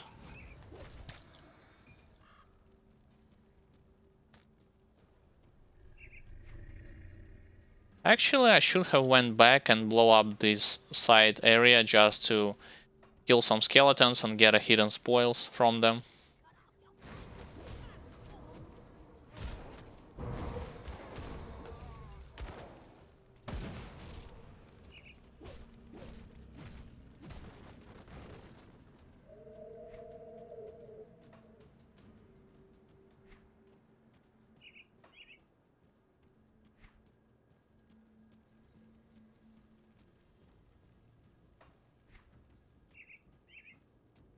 Yeah, sadly the Shaman skill tree does not have an exclusive skill that boosts your vitality damage. I mean, if you are going to look for something like that, you're going to have to pick either Occultist or Necromancer.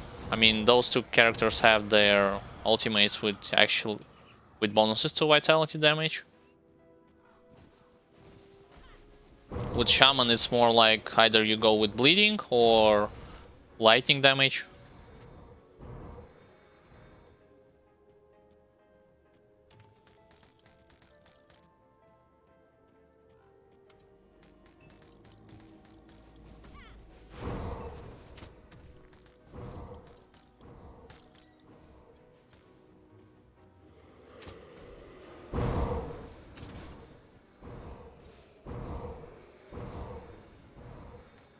Alright, so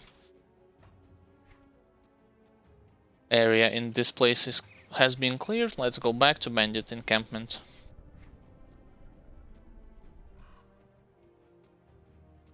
Oh, I'm still having some inventory space left, so that means up until the Kroln's hideout, I should be good to go when it comes to inventory management.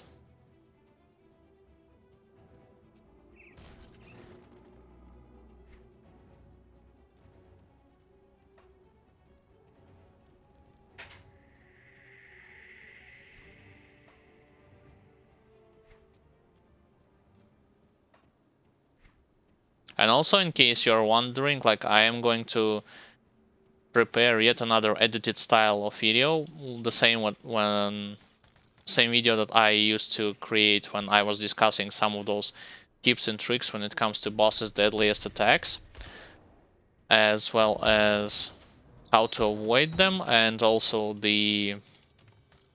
what types of resistances you need to have on certain stages of the game, and vice versa, what you can neglect.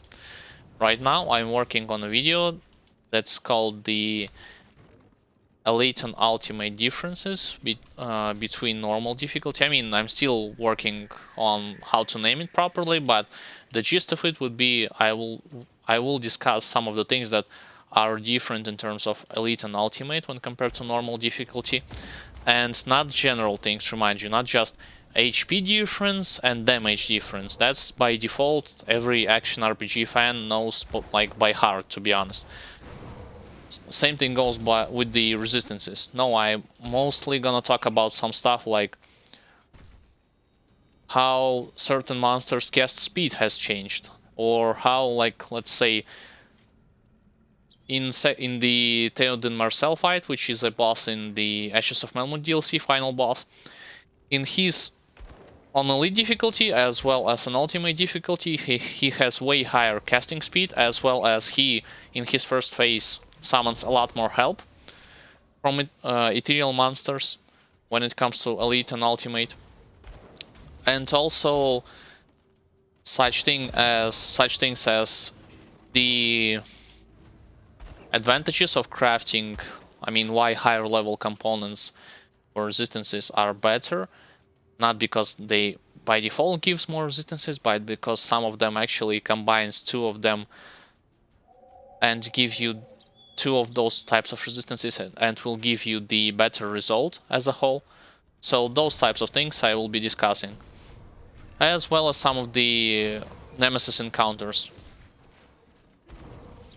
But do note that I will going to speak, when it comes to Nemesis encounters, mostly from a Death Knight perspective, and I am aware that for some characters some Nemesis could be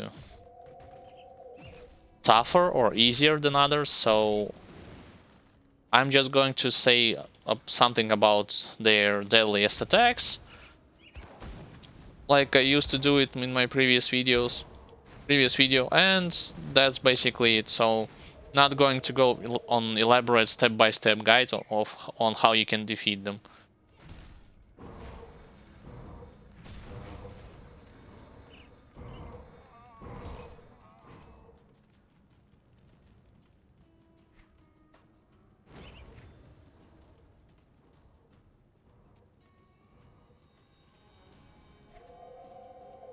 I did destroy those forges already.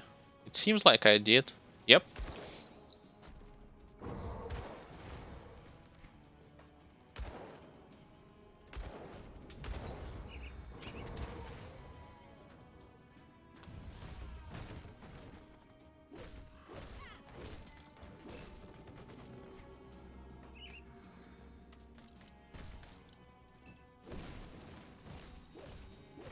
Also, sometimes in the center of this 4 heals, you can face against a guy with a gun rather than with the shield, which you're seeing right now.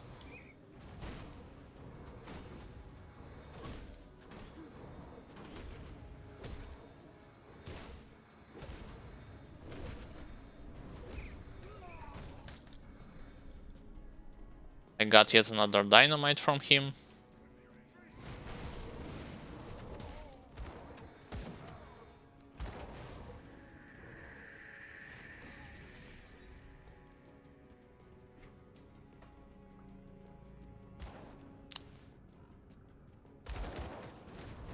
I mean, there is a chance that a dynamite might drop here also. This is why I decided to check this area.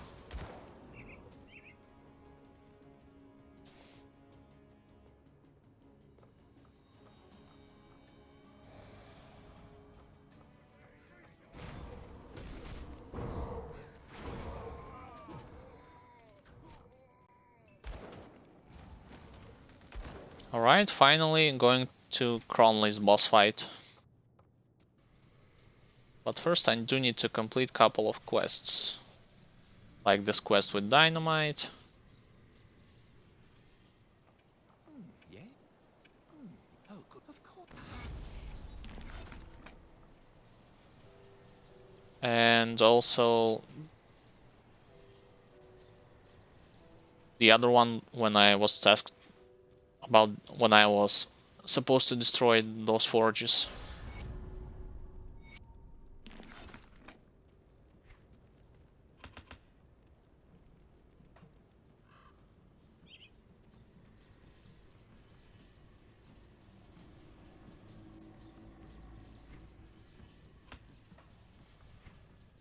The healing effect is definitely increasing a bit when I am leveling the blood pact as well.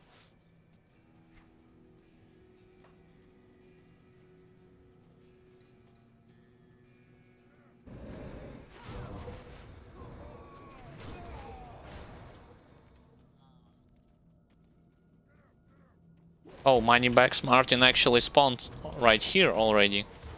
Fine.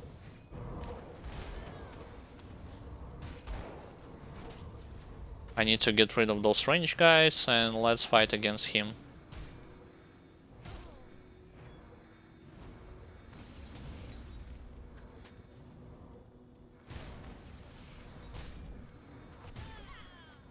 So as long as I near this Wendigo totem, it works.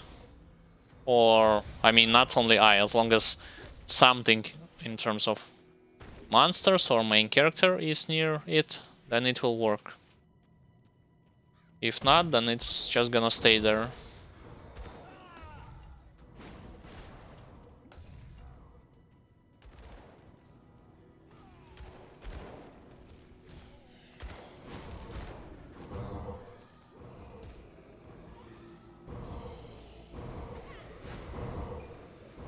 Killing those skeletons.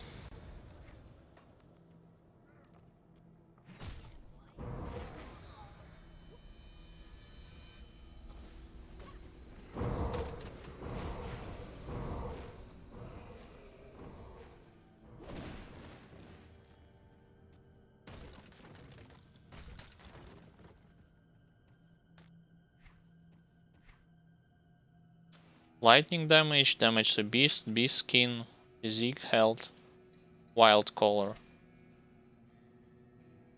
Something with the Wind Devil perhaps, or just Primal Strike? Because they both have lightning damage attached to it.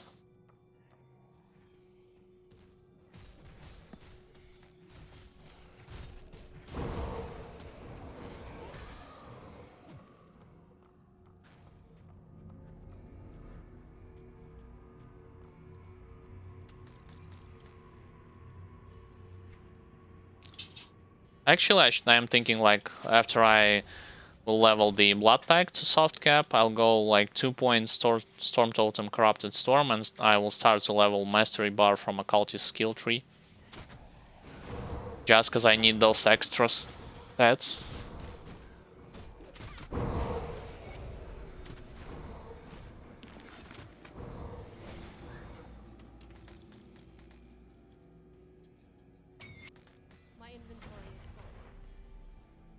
Alright, I do need to sell some stuff, it seems.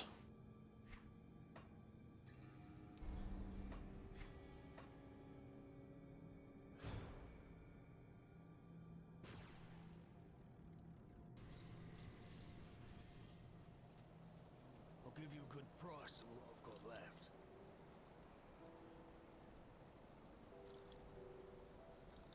And also, while doing this inventory stuff, I'll use this opportunity to say hi and welcome for all of those who has just tuned in to my stream or started to watch from the beginning recently or watch some of my other videos concerning Grim Dawn. Nonetheless, welcome.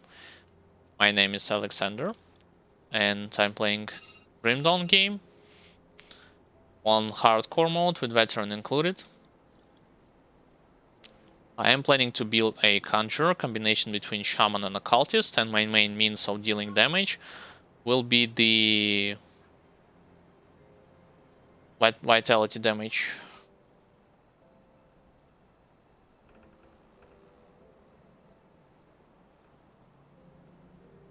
When it comes to my main offensive skill is the Wendigo Totem at this point. I'm not counting, like Devouring Swarm was my past offensive skill. Right now it serves more, by the looks of it, as a resistance reduction. And my plan with this character would be same with my previous Death Knight, complete all the campaign stuff on all of the 3 difficulties. And also farm, when it comes to this character, I'm going to farm the Dark One set. But that will be later on ultimate difficulty. I need to get there first.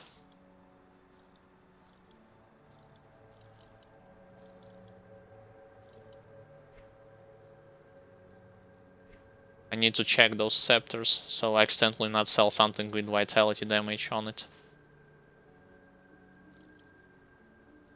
Put it to good use. See anything you like? I'll sell this armor as well. Also, if you want to check other parts of my playthrough or Death Knight playthrough, you can do this. Either some of it is up on Twitch video on demand on my Twitch channel. The others from part 1 is up on my YouTube channel. In case you're interested, you can do this at your own leisure later on.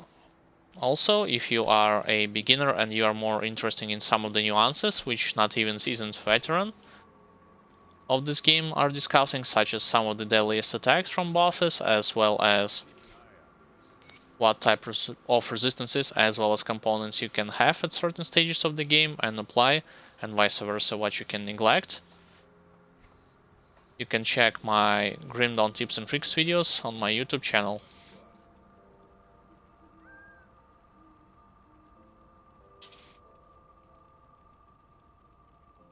Wait, I am typing in the wrong menu. I need to type here in the relics.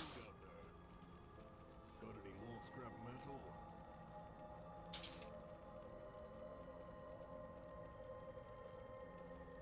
So I do need to craft this one. No, not this. This relic.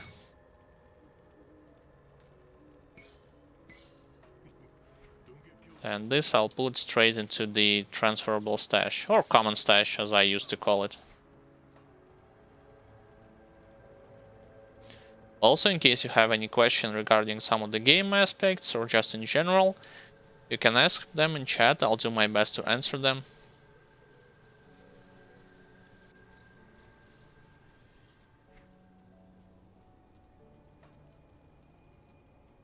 Let's talk with 2 of you.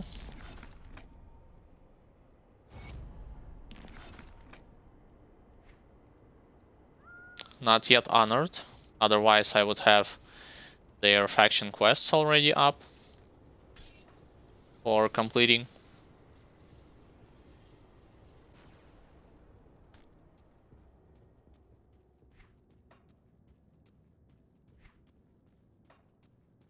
Currently, right now, when it comes to campaign stuff, I am at the Crowley's hideout.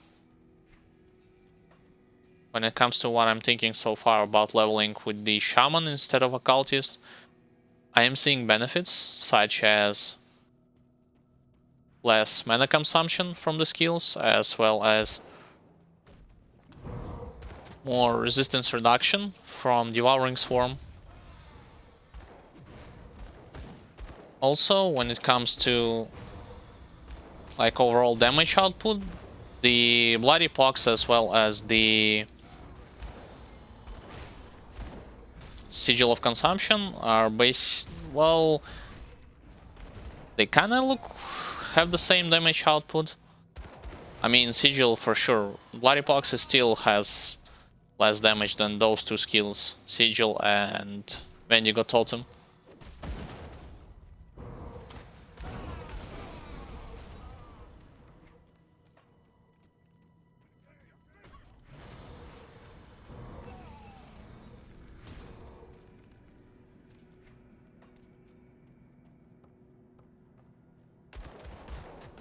Let's check those wasp hives. There is a chance that an elite can spawn there.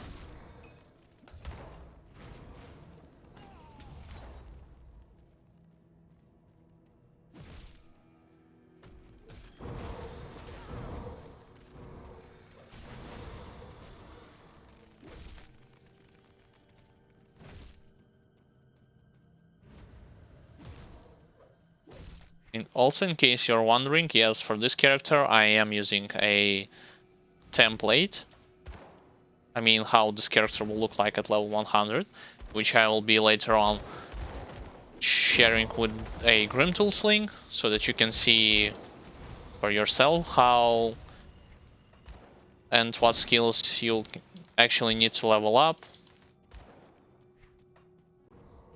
as well as what types of resistances will this character has, so on and so forth.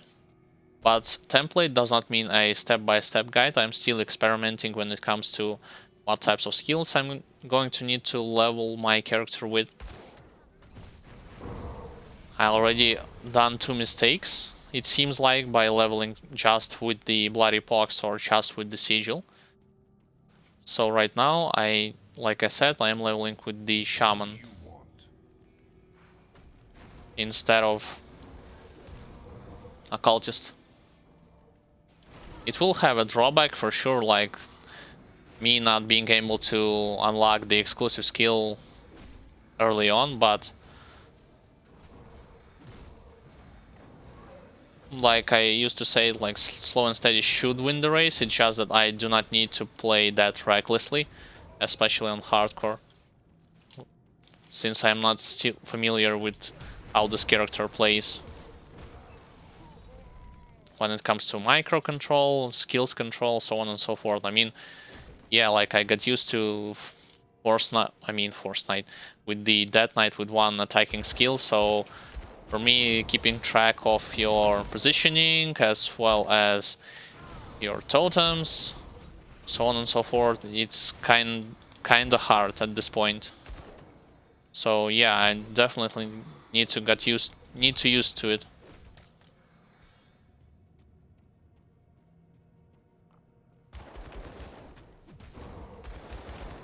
So with Devil's Crossing, I'm honored already.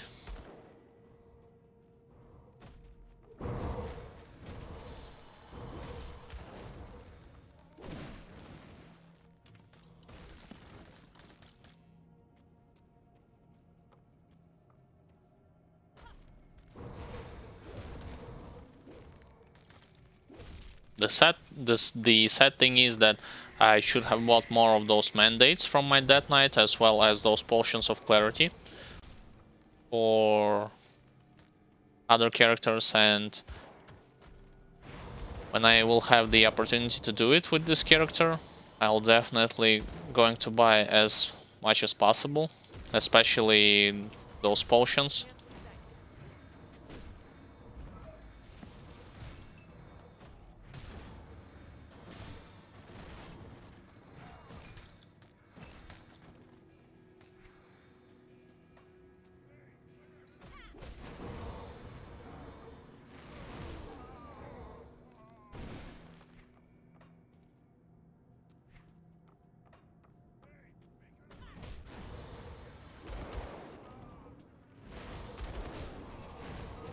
for now, like, my strategy is to, when I see a big group of monsters, first I'll go for the totem, and then I'll go for the Devouring Swarm ability.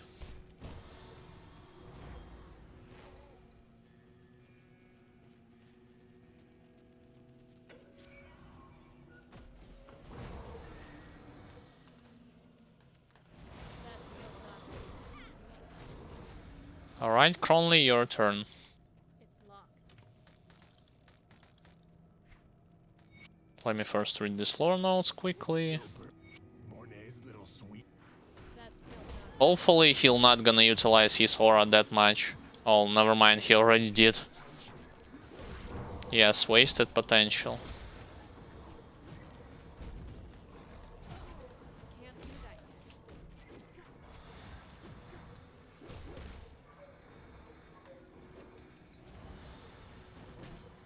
Oh yeah, I was talking about the casting difference when it comes to abilities that bosses are using, the casting speed difference. On Elite and Ultimate difficulty, Cronley, basically, when it comes to those shards that he creates, that creates those ether fire on the ground, he practically spams with his abilities.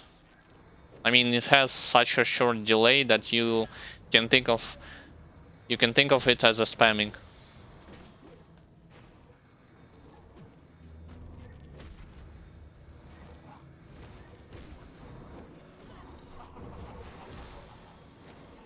That's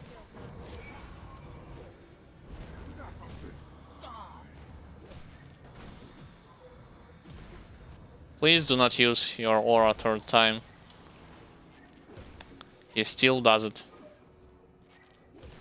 I can't do that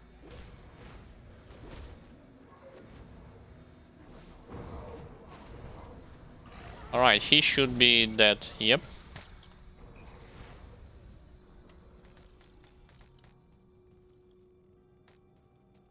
Let's destroy his crystal.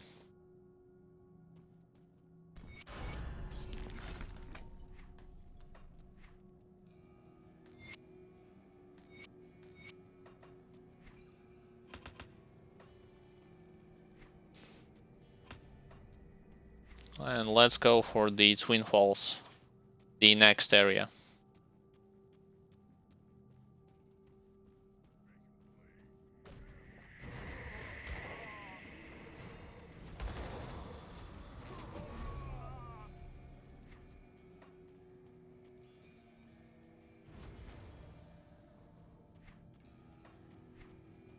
Yeah, I was thinking about, like, initially what class can remove the Cronley's aura from him.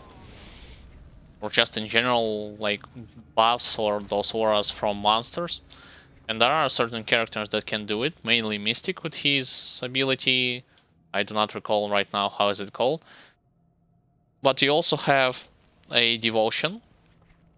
Believe it or not, that allows you to do it as well. I mean, I believe it has located somewhere around here.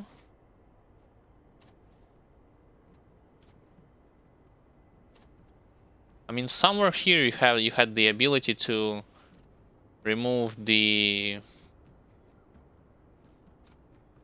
cleanse negative and including damage over time effects. Perhaps this one, cleansing water abilities.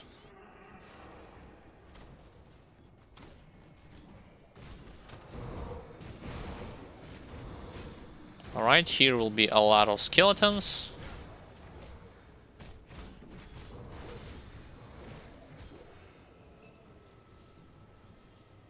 So let's go and complete some more quests.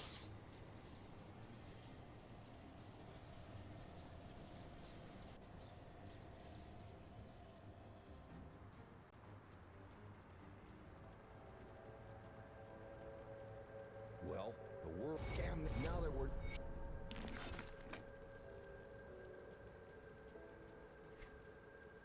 Over here I'll accept 2 quests, one from the Gasparov and one from Come, friend. Right. Barnabas. Nobody's been. But when it comes to Kasparov and his Hargate Island quest, I'm not going to do it right now. A man named.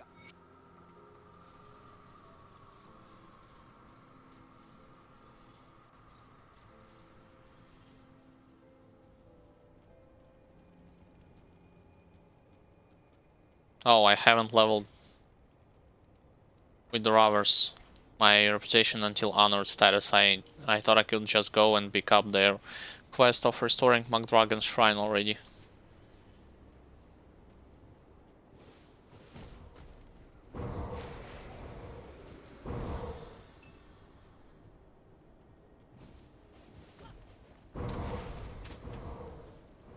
Now I can.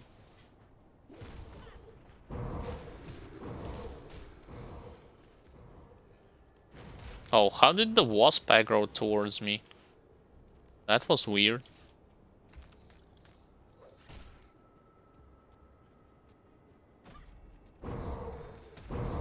Let's gather them around this totem.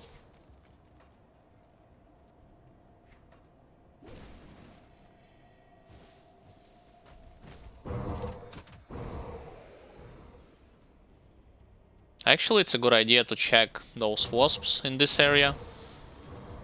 Just because, especially on ultimate difficulty, this place has a very high chance of spawning the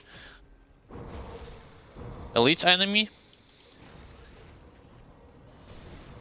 Haven't seen any of them right now, but usually you'll have like 2 or 3 that are gathered around this tower, this ruins of tower.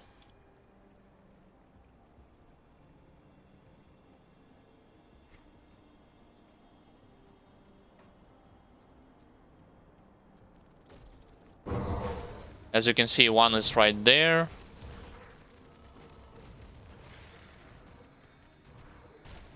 And also, despite the fact that it's being void touched, does not mean that much when it comes to vitality damage.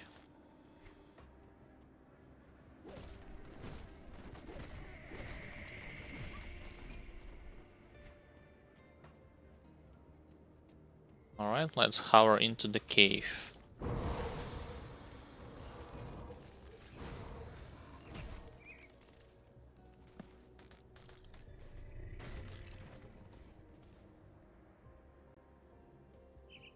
And in this cave, I'll go for...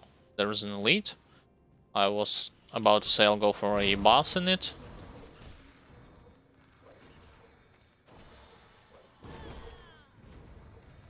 I missed my swarm ability, right now I got him.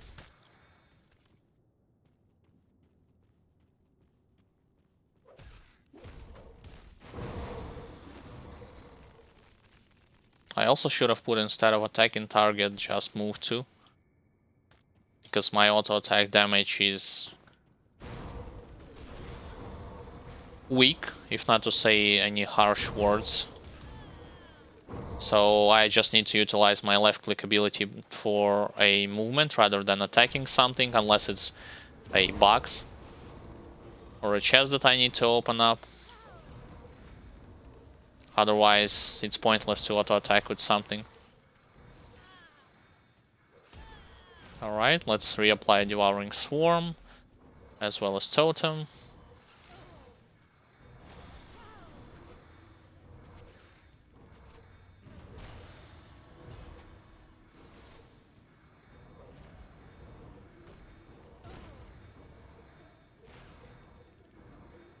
And he's dead.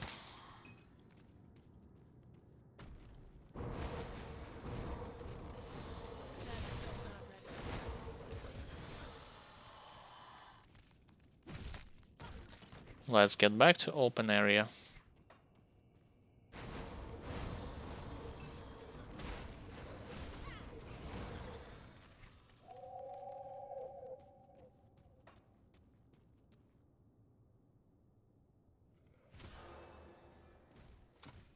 And right here, I'll move straight to the...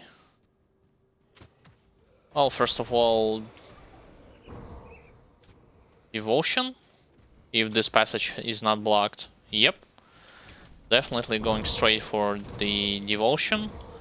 And then accepting quests, and only after it, go for Hidden Spoils.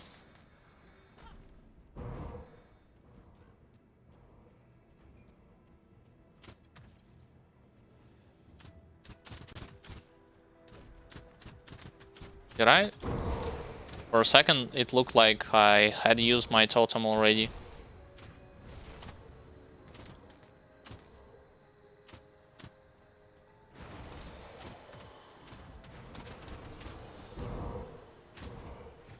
There's an elite right here, which is from acid variety.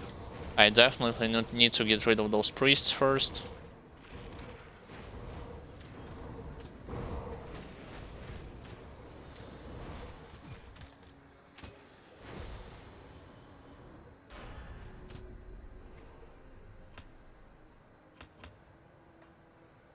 And instead of this thing, I'll utilize Storm Totem. And I'll reapply the Blood Drinker effect on the other button.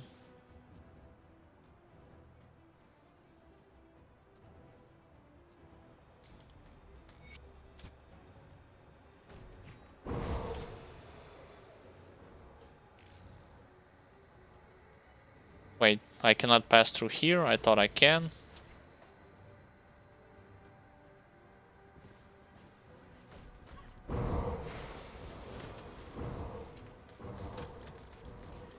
Yeah, for now my totems, especially my totem, Storm Totem, is not that powerful. Let's preemptively wait.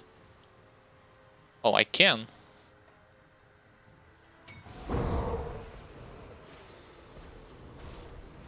I initially thought that I could not preemptively put some of them.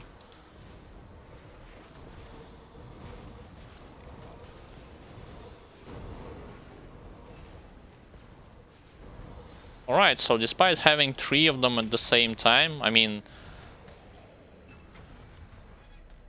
judging by my screen, the mana problem is not going to happen anytime soon. So how much do I need in terms of Wendigo?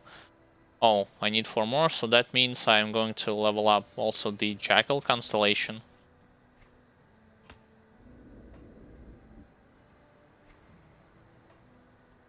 Let's go for Hidden Spoils.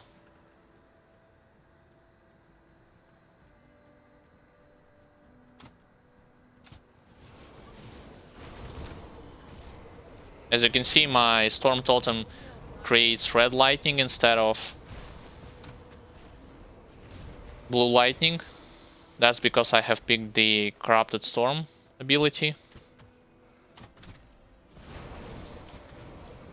instead of a regular Storm Totem, which by default deals lightning damage.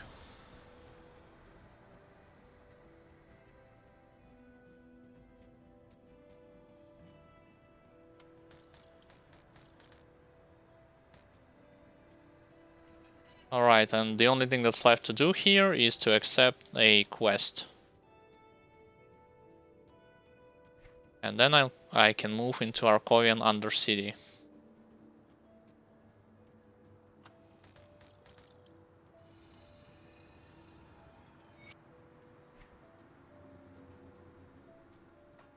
I'll check the rest of this area just to see whether or not I'll encounter an elite here or there.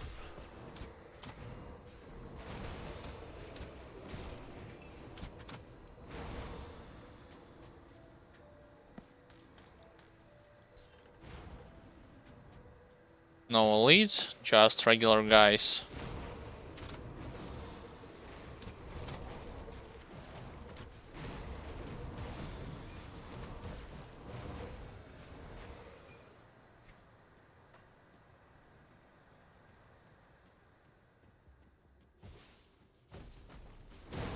Also, I believe there is one more hint that you can apply for you to check whether or not your totem deals vitality damage or lightning, or to be honest, any skill.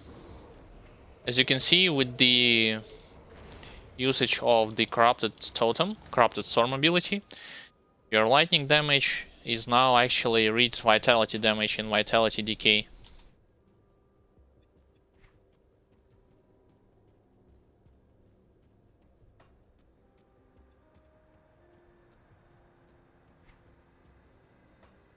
Now my plan when it comes to leveling up those skills is to put 2 points here and 1 into Occultist Mastery bar.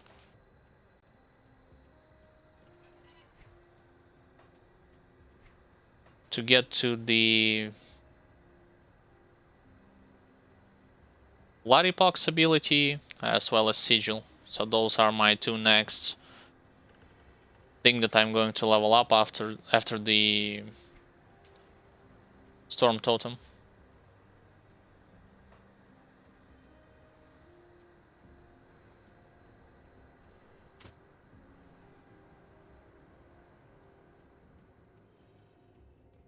Alright, I do need to go to the left first.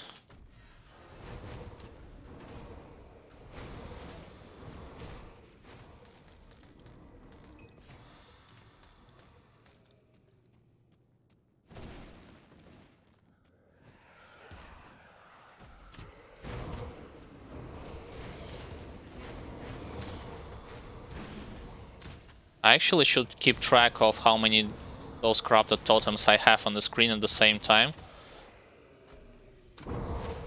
Because you can apply, I believe, up to 3 of them.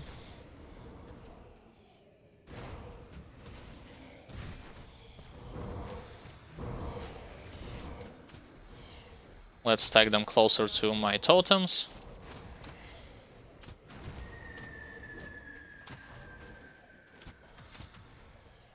So I'll go to the left first because I know that there's a boss at the bottom of this map, as well as another. Well, a lore node could be presented, could be spawned here, but it seems like it's in different area right now.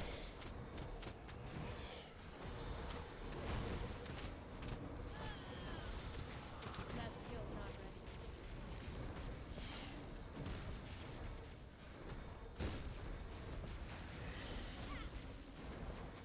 Yeah, despite of me is like spamming those totems on the ground, I'm not seeing how... I mean, I'm not seeing that drastic mana difference.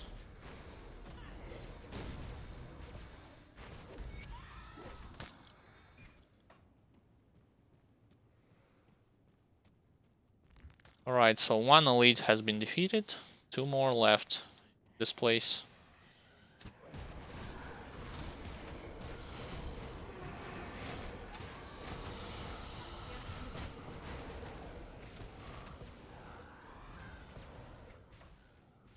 I do need to find a treasure trove in this area as well, just because I have a dynamite with me and I can use it. I believe it should be somewhere around here.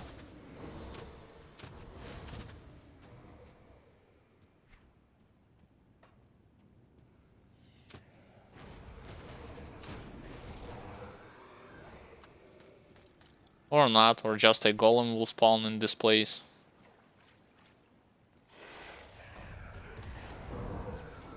I got blocked a bit.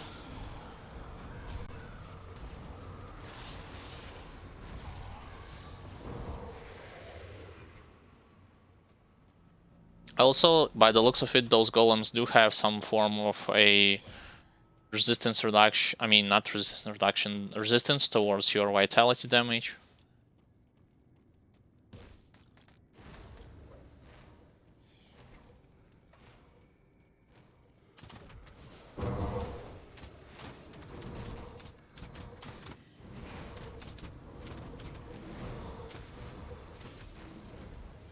Yeah, right now I mostly rely on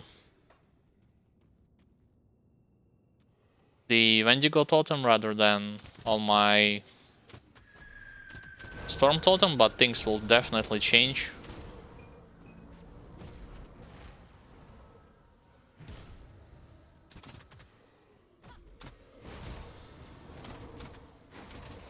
That skill's not ready. Yeah, like I would have preferred that Wendigo totem worked by in a bigger radius.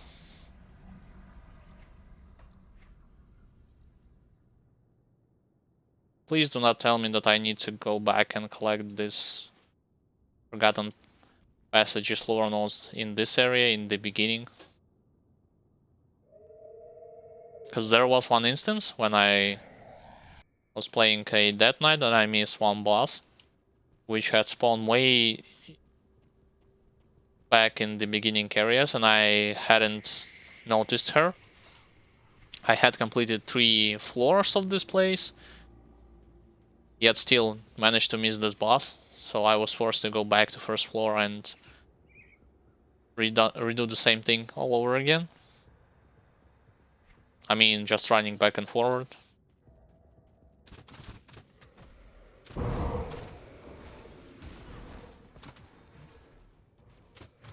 do that.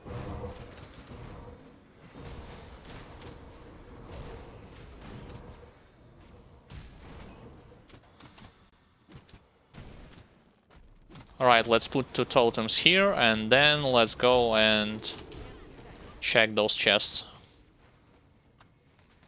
One of them, and second.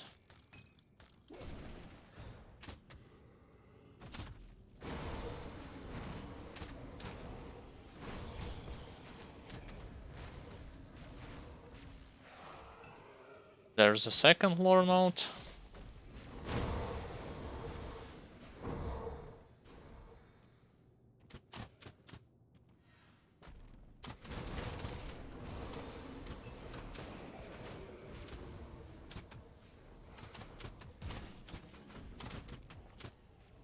Oh, so regular skeletons blocked my initial Wendigo totem. I thought I can use it through the wall. Sadly, I cannot.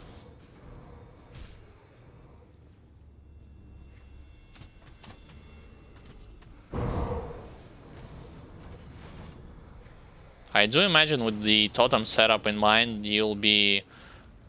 I mean, if you have the opportunity to create all of them, you'll be way safer, no matter whom you are fighting.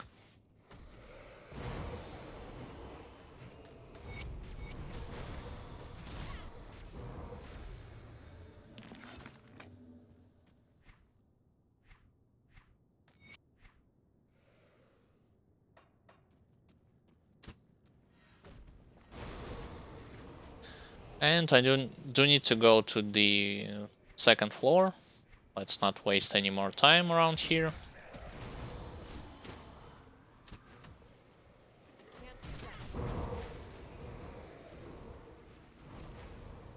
Like, if I plan to go that early into Steps of Torment, I mean after this area, I'll go to Broken Hills, excuse me, and since I'm not planning to do the, how do you call it, the Hidden Paths quest line right now, it's worth it to go into Steps of Torment. Oh. Fine, fine.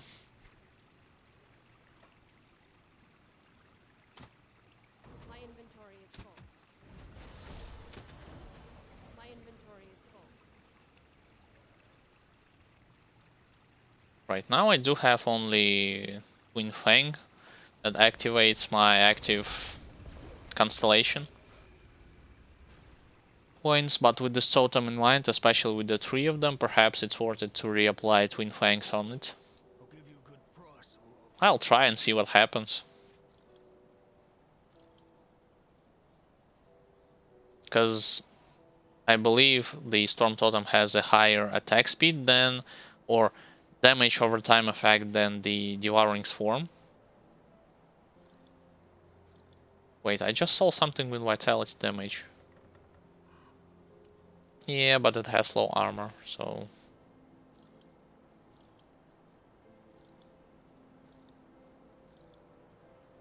Ether damage, 2 handers, shields...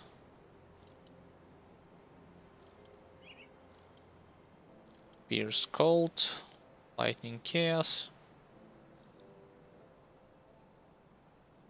Level 32, Thunderstruck, Mage of Spell Weaving. I'll save this one.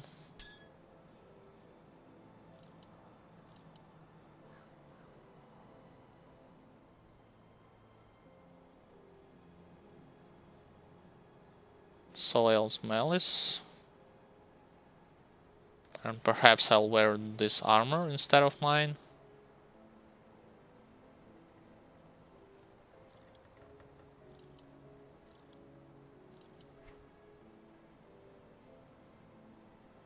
Finally, better shoulders.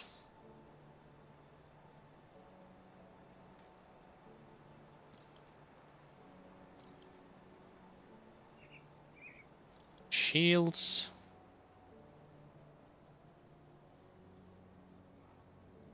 Acid retaliation, not interested in this.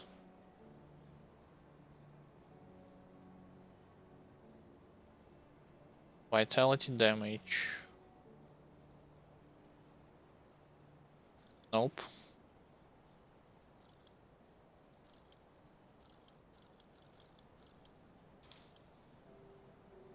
So what do I need to reapply? Silk Swatch on shoulders as well as on armor. Take a look. Let's do it.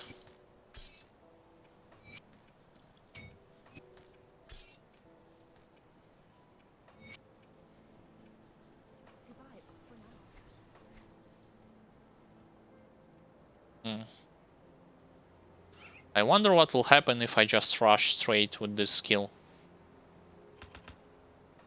And instead I'll put the Twin Fangs ability on Storm Totem.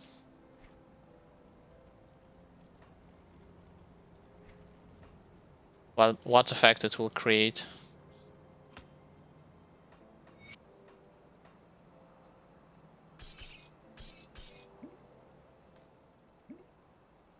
Alright, this thing I'll put right here.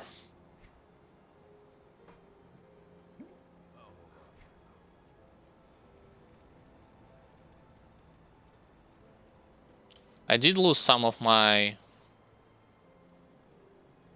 elemental resistance. Perhaps it's worth it to remove Soul Shard from the rare metal and instead of it put Ward Stone.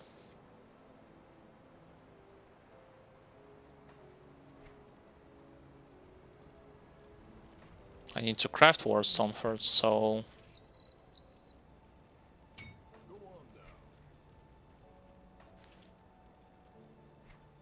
because that high vitality actually only 10% over maximum. Never mind.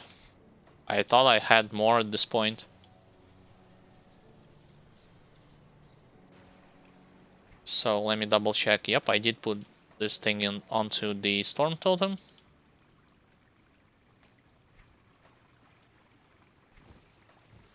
that skill's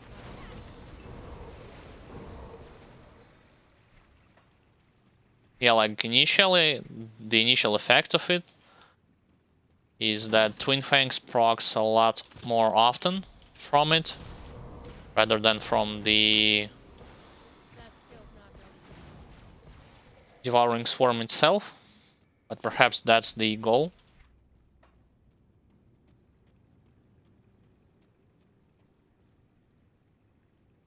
Yeah, like until level 50 I'm going to get 3 points, so I was thinking like rushing here is to soft cap 16 out of 16 is perhaps not a bad idea.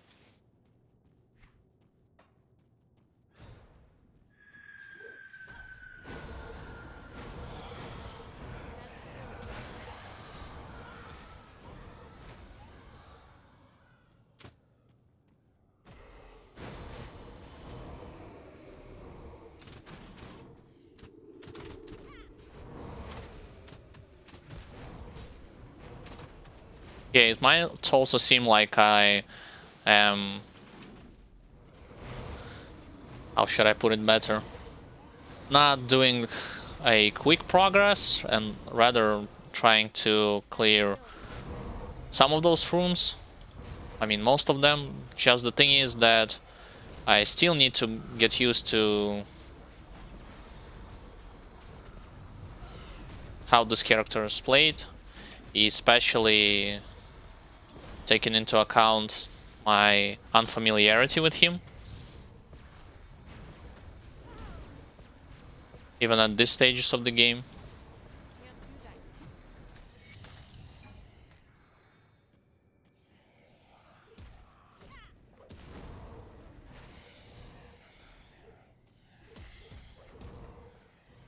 Also, does leveling the Storm Totem increase its radius of effect? I wonder.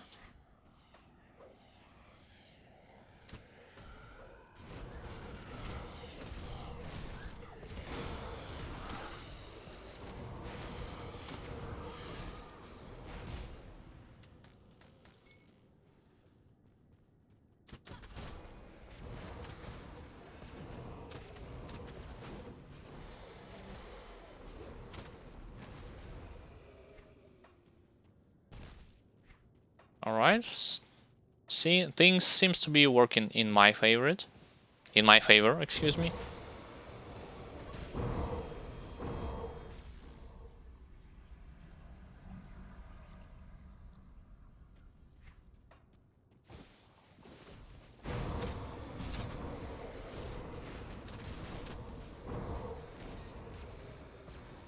I do need to keep in mind that just by the looks of it, I cannot put simultaneously two totems.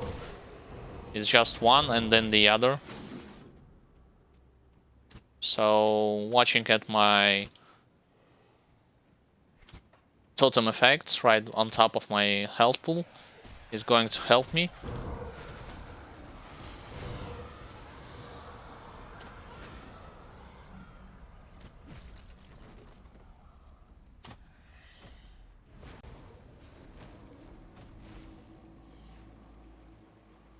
Let's cross this bridge.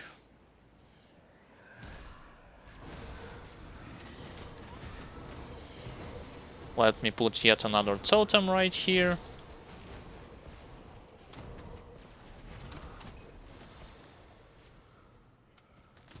Yay, unlimited power. If you know what this reference, from what movie this reference is. Especially since I'm shooting lightning, red lightning, you're definitely going to guess it.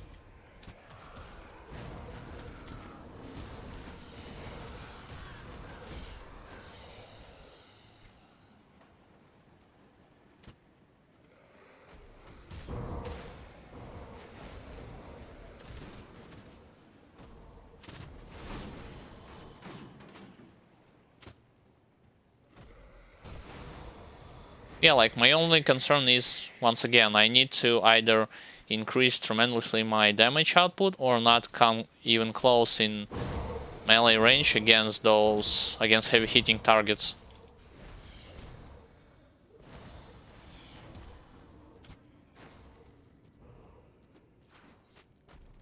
Let's utilize totem on her. Oh no, she ran away, come on.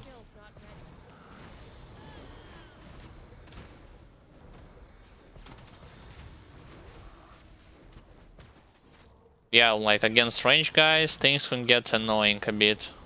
Especially when you can take into account they're running away strategy from you.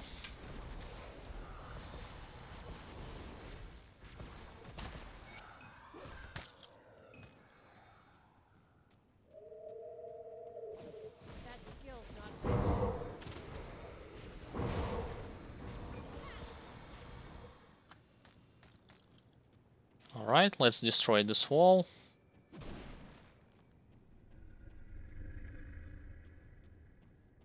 Oh, there's a treasure trove. I was wondering where I eventually going to see it.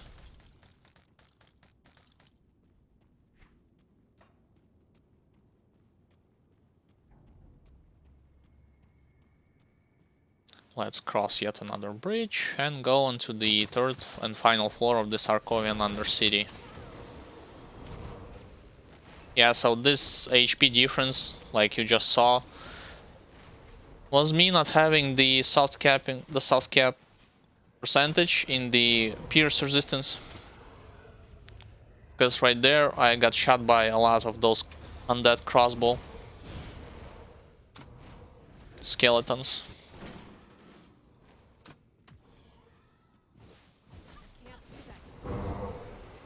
Here I just stand in one place, I'm not going to even move. Let them come to me.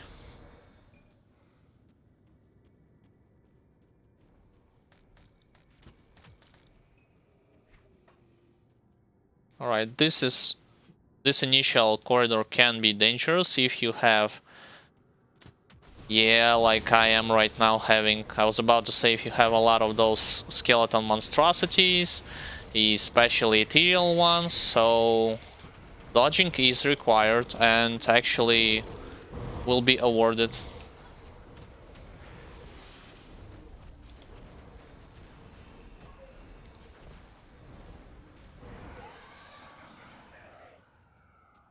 Yeah, tough corridor, like you could get lucky and just get skeletons in here, or unlucky and get skeletons as long among with those golems, especially elite ones.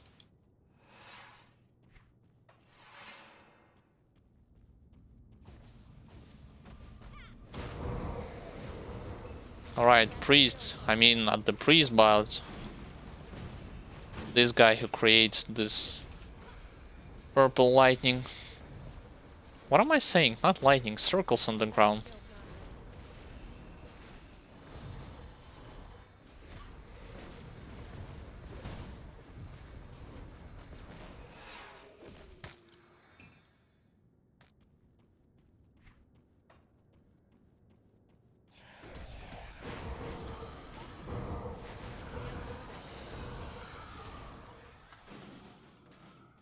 Let's go in the center of this room and grab a devotion point.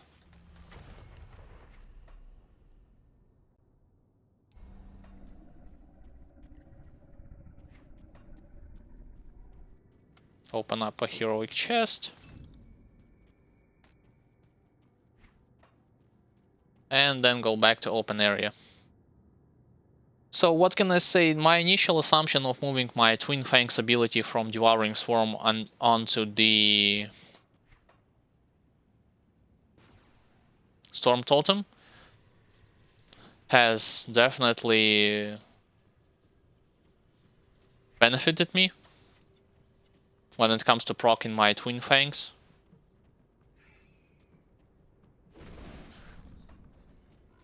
And also I'm starting to get a hang of this character gameplay, especially when it comes to putting up those totems. It's just, for now, I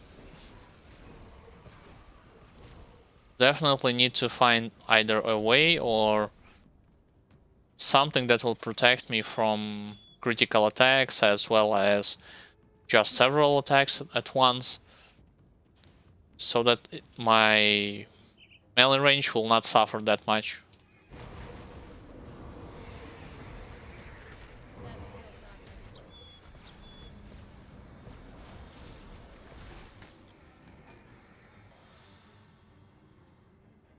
Did I pick quest? Yep, I did. Slay Lutra the Abandoned.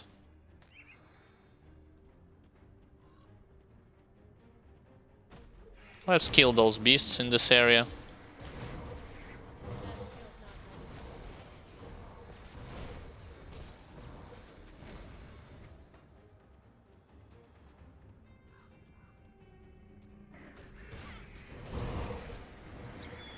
I am actually going to move first to yet another devotion point. Alright. Two elites? Three elites. One of them has flying straight to me. I need to be a bit cautious. Oh, that's because I was standing on ether ground, so this is why my HP were moving back and forward from full and to critical level.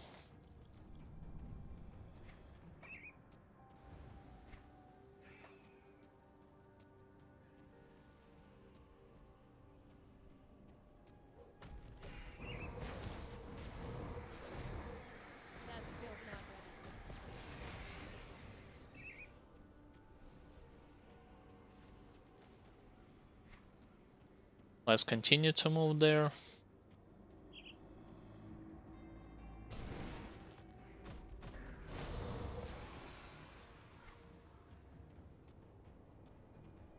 Yeah, I'm getting closer to this unrestored devotion altar. First I need to kill this Lutra the Abandoned. Actually, I should go and just engage in a fight against her right now. No point in waiting. That skill's not ready.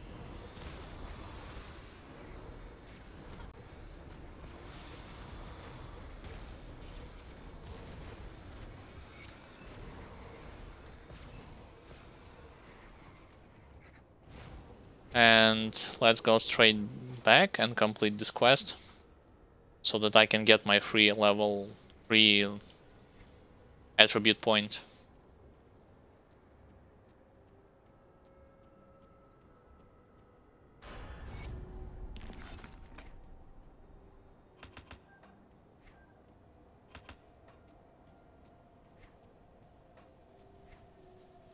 So 1, 2, 3, 3 more levels and I will be done with the shaman skills. I mean, with the exception of like later down the line, I'll go for McDragon Pact, Heart of the Wild, and Oak Skin.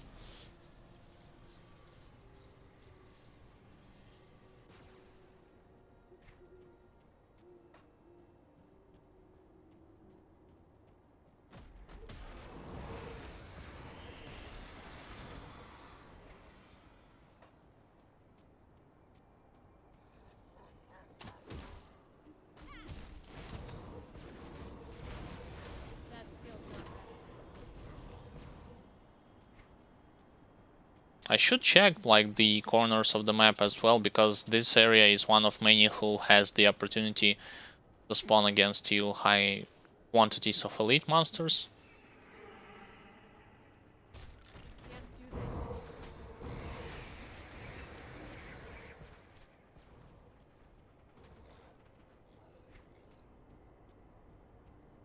With that being said, I need to go there as well, if I am just roaming around. No, just regular, 2 regular boars.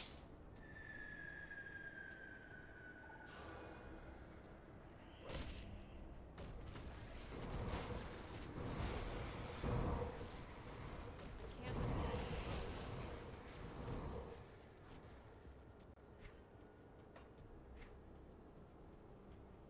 So far, the vitality damage equipment that I was able to see from my friendly faction, I mean, one of the equipment that you can buy is from Rover's faction at level, I believe it goes more with the jewelry rather than your armor. At level 40 you can buy it.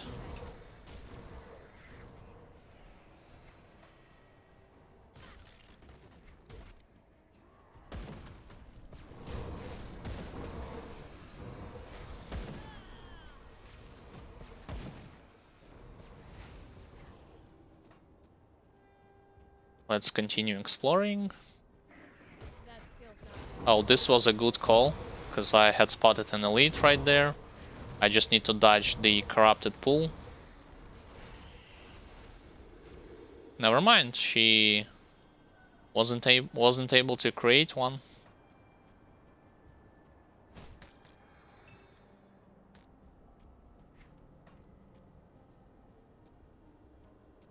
So I did restore this altar. Yep, I did. So 1 more point, and finally, right after the Jackal constellation, I'll switch straight. Cannot speak with English right now. I'll go straight for Wendigo.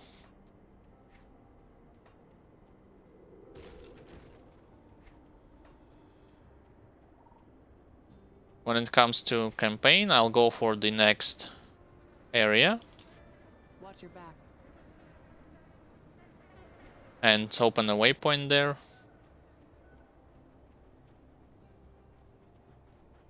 That skill's not ready.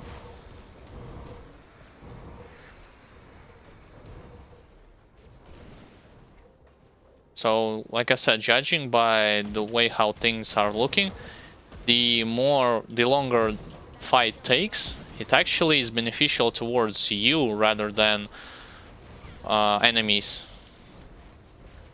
Because you'll have your opportunity to stack those totems up, as well as apply or reapply your debuffs, so on and so forth.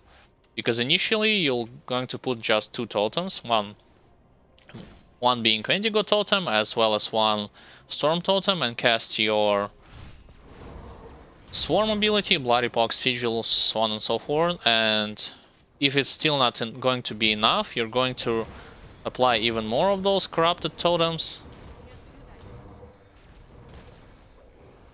as well as your the other debuffs or damaging types of abilities.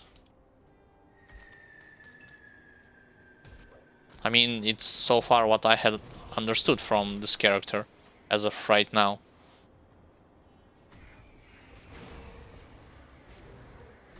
It kind of looks similar to Shaman from World of Warcraft with the totems as well. I mean, if you are close to a totem, or if an enemy has let you stack those totems up, you're going to have a good time. I mean, the fact that monsters cannot destroy your totem as well is playing a huge role in your gameplay. Imagine if they could.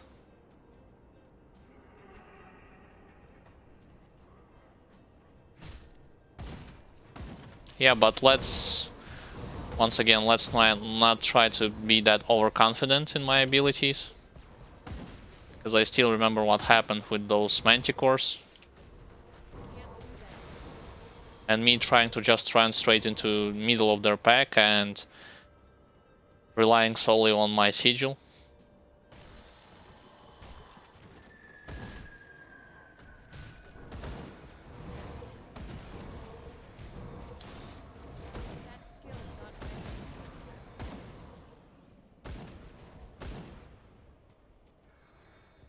Yeah, the choice of your ground where you can actually fight is going to play a pivotal role, in my opinion. I mean, like in this example, I would much rather aggro all of those guys closer to my totems, rather than me trying to reposition myself closer to them. As you just see what happened right now. That skill's not ready.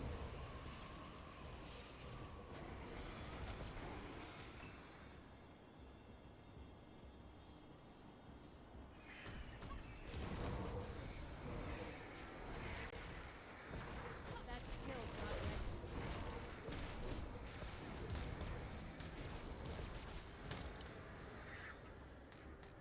Vitality damage gloves. Oh, not the gloves, it's the boots. Vitality damage, decay, ether, and slow resistance.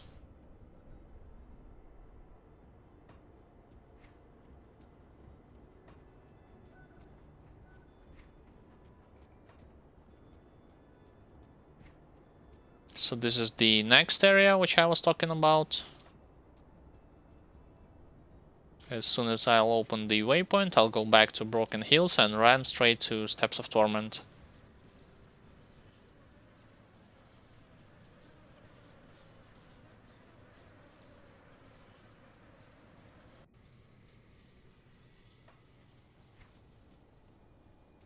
Because I need to complete a quest in it.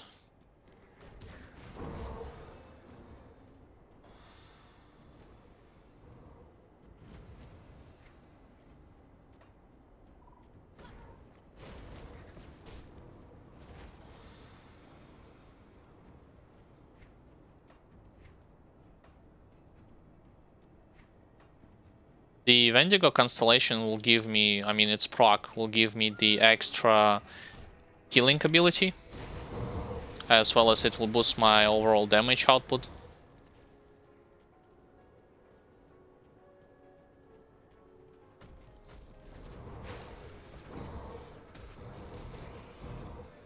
That skill's not ready. Yeah, so two of those totems will be enough to get rid of them.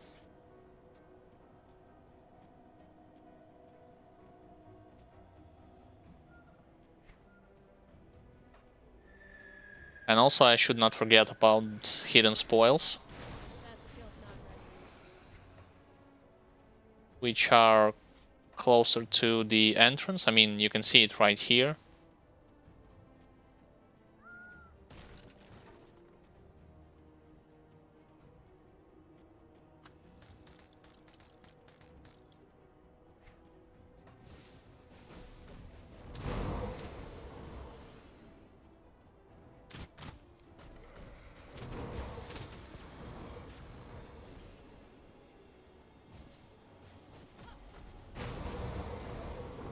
Yeah, so those skeletons are not presenting any form of a threat, but they usually don't unless they have very high numbers.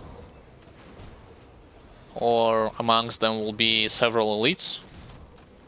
I am more worried about those crossbow guys, and especially those priests which heal them.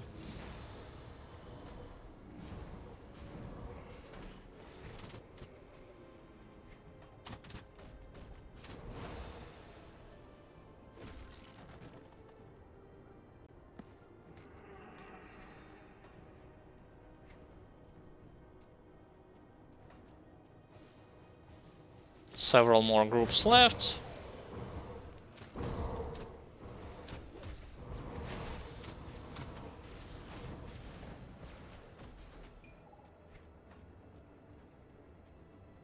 Also, let me double check.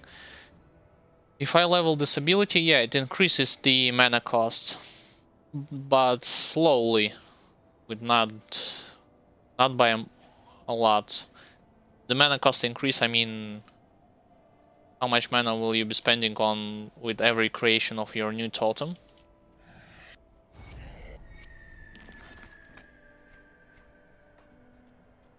Alright, let's go into Steps of Torment. What did I get? Shattered. Reduce damage and retaliation effect, but armor is increased. And regenerating.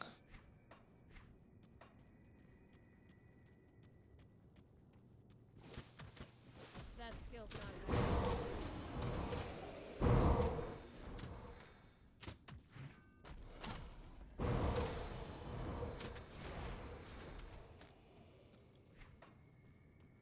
Also keep in mind that those areas, unlike open world areas, and especially the zones right behind the skeleton key door, will grant you a lot of experience.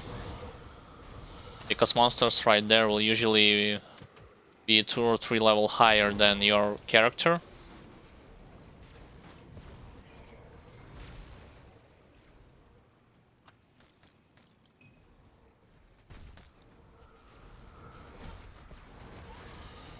Alright, an elite.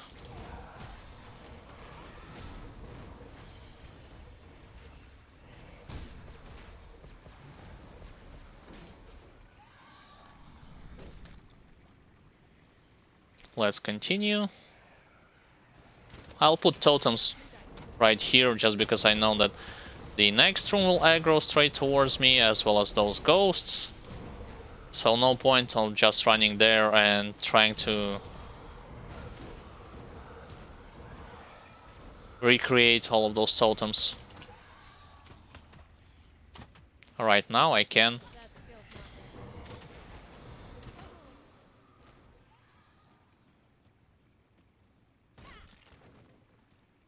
not ready. No clickable corpses, just bones. Another elite. This time he's frozen.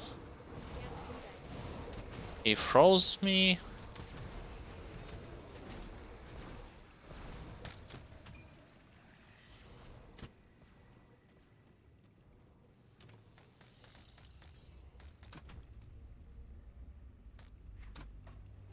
Got a message spam in terms of ads. Do not pay that much of attention towards it. Can't do that. Alright, so first floor has been cleared. My inventory is full. And my inventory is full. Can't carry anymore. Fine, I need to go back in town and resell some stuff. See anything you like?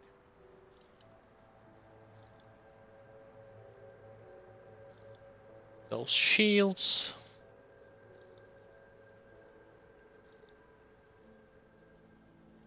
I am aware that the new amulet, or I believe it's actually metal, can be equipped from level 32.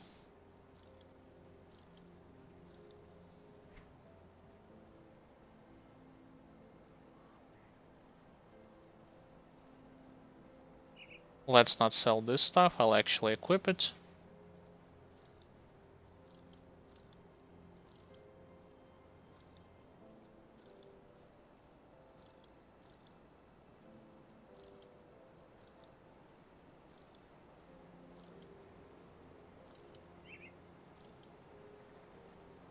Yeah, about those boots. Vitality damage, vitality decay.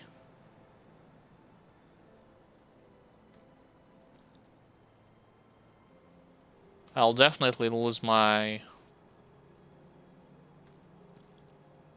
elemental resistance, as well as pierce.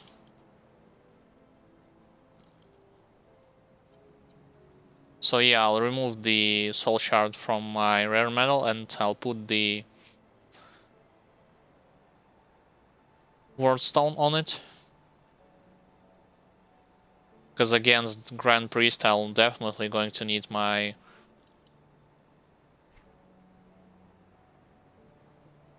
elemental resistance.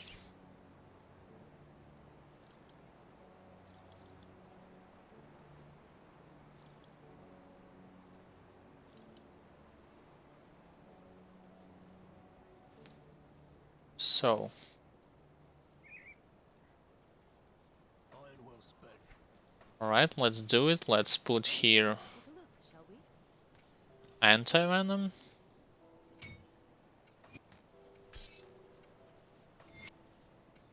And let's keep the item.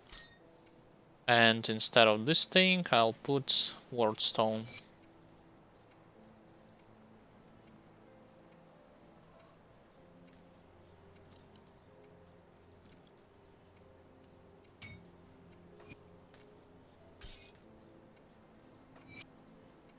Yeah, my pierce resistance is definitely not optimal. Be safe out there. So in case I'll encounter a big group of those crossbowmen, on that crossbow skeletons, definitely going to be a bit troublesome to deal with.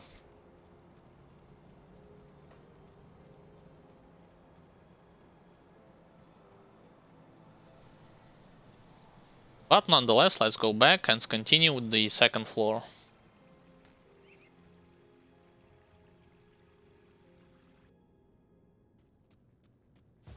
That skill's not ready.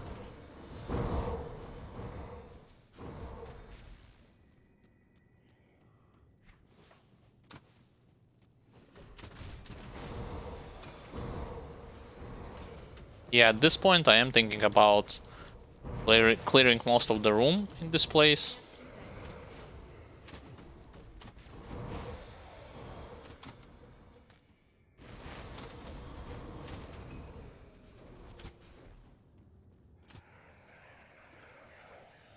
Let's use this this place to turn it into defensive position.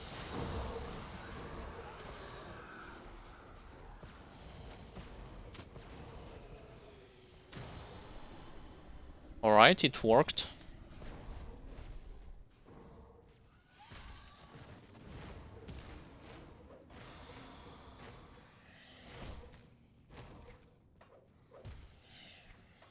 I need to not skip the ectoplasm.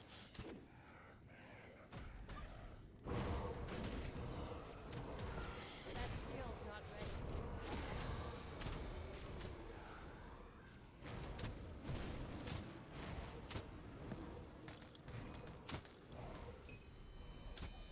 Alright.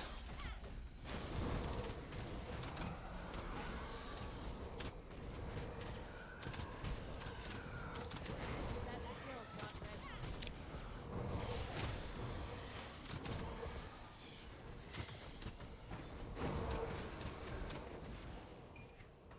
Yeah, like I just was explaining, the gameplay with the Conjurer feels more of a win a positional battle rather than nuke down your target, and especially prepare your defensive ground before you engage in a fight against one enemy or another.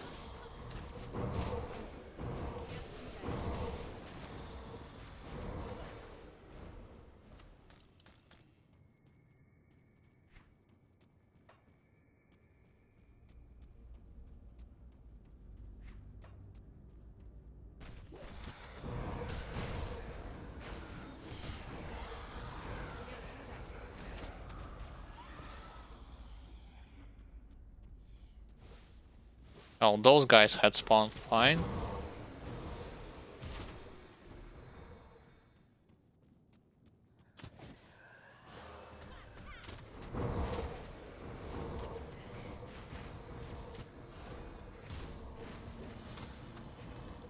I am wondering, would it be beneficial to get as well your cooldown reduction up and going just for the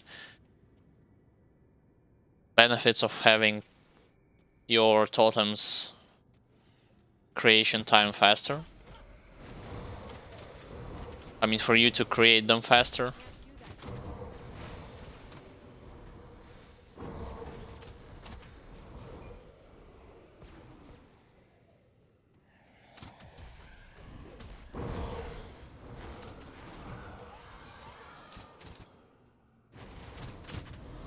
Yeah, like you just saw how hard those archers are hitting me.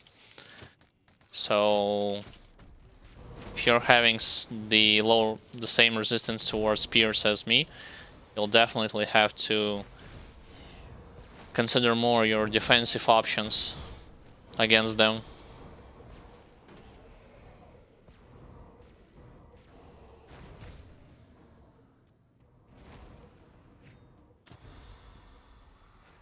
Yeah, I'll clear this room as well, just because I do not want to fight against most of those guys on my way back.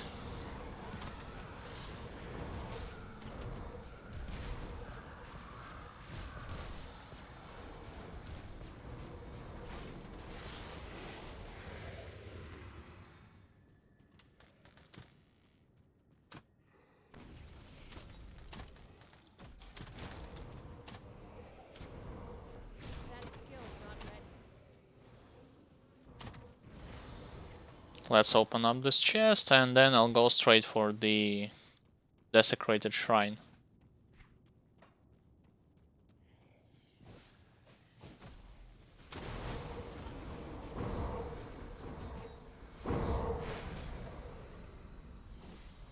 That skill's not ready.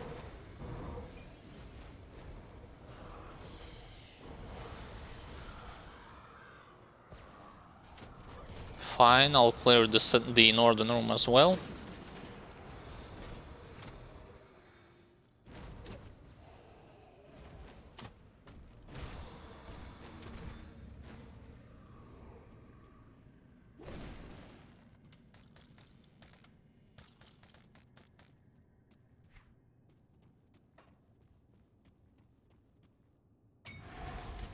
I should have put first my totems before engaging in a fight against them.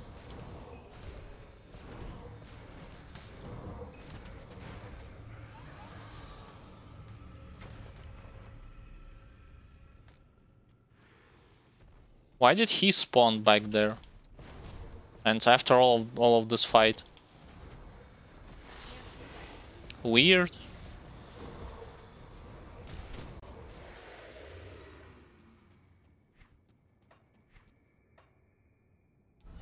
Alright, finally I can start leveling my Wendigo constellation.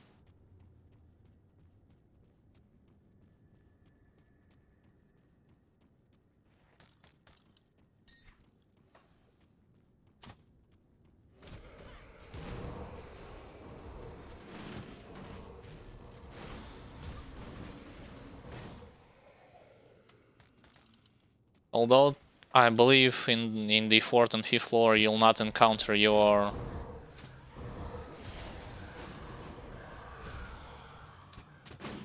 another devotion altar.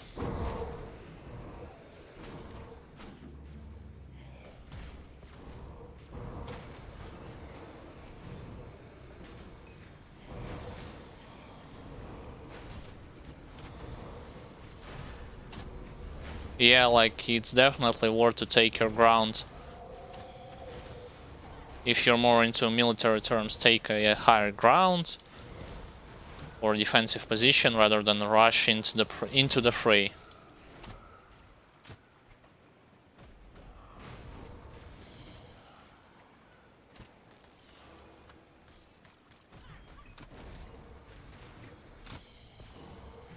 That skill's not ready.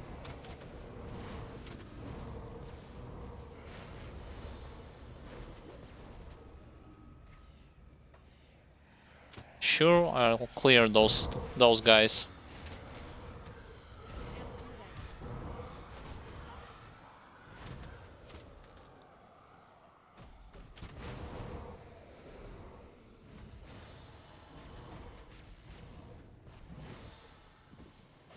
That skill's not ready.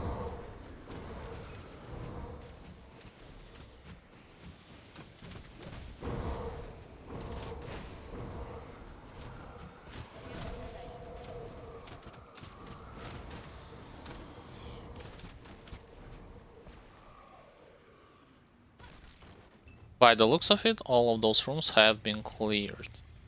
Well, almost. Can't do that yet.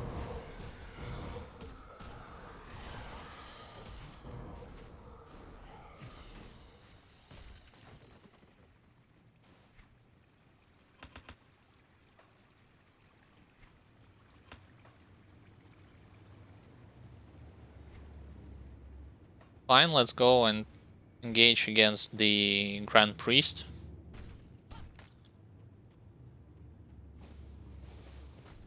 That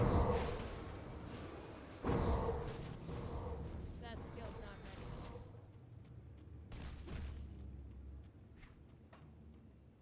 What did I get? Oh, boots with the vitality damage, decay, heat resistance. Oh, it's retaliation. Never mind, and acid damage.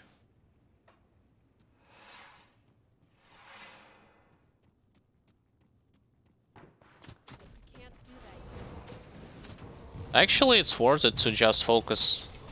Never mind, he actually was able to punish me for it. I was thinking initially just to focus on this guy, but later on I remembered that you'll actually have to be more worried about his grenades as well as those archers who are spawning just right behind them.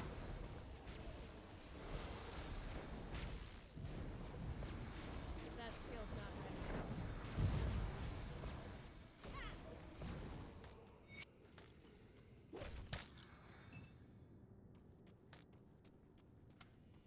Fine, I have dealt with this guy. Dealt with.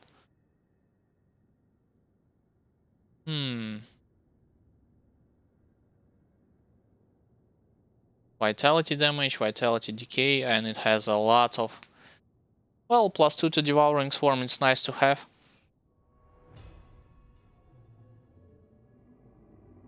Instead of my weapon.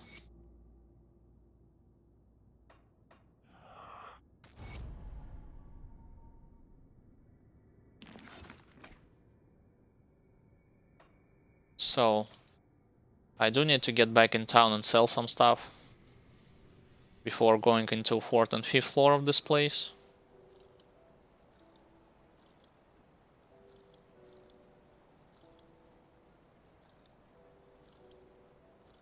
And while doing all of the selling stuff, I would like to say hi and welcome for all of those who probably has just tuned in or watched my stream from the beginning or tuned in recently or just decided to watch some of the Grim Dawn content. Nonetheless, welcome. My name is Alexander, also known as Sandrievits, and I'm playing a game called Grim Dawn on hardcore difficulty with veteran included. I am planning to build a Conjurer combination between Shaman and Occultist with the Vitality damage as my main damage type. Right now I'm utilizing Shaman's skill tree as well as his skills as main means of dealing damage. It is without a doubt, like, his totem deals a tremendous damage to monsters as well as heals my character.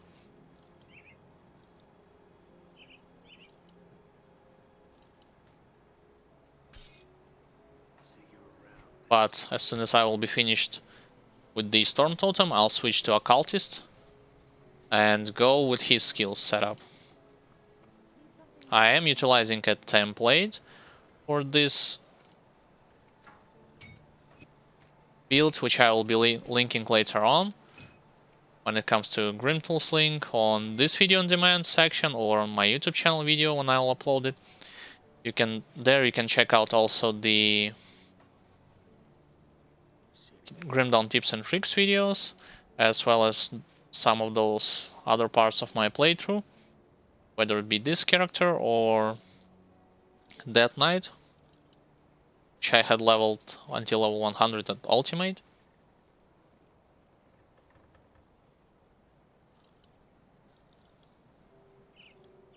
So later on you could do it at your own leisure. If you have any question concerning the game aspect or just in general about character and whatnot, feel free to ask them in chat. I'll try to do my best. I'll do my best to answer them.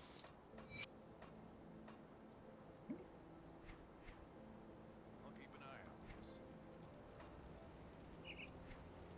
So seems like everything is up and going. I can wait a second. I should equip the level 32 medal. Not medal, I mean amulet. Got something you need stashed? This one. No, it's a medal actually. Yeah, let's change it with mine.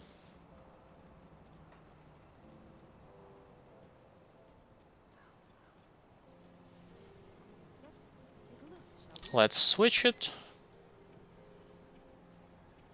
With keeping this add-on on and reapplying it back. Be safe out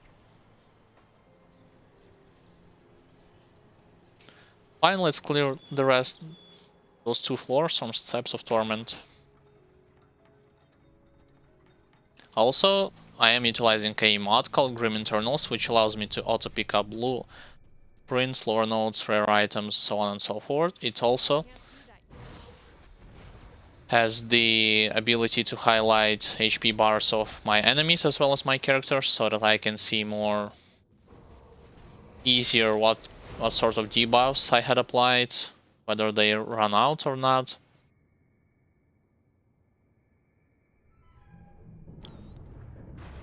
As well as, most importantly for me, what types of incoming DPS my character is receiving and how much, so that I can determine my strong and weak points easier.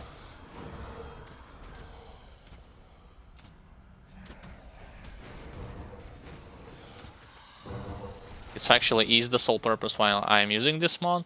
You can definitely play this game without it, but it just improves mostly quality of life changes, so to speak, rather than game-breaking options.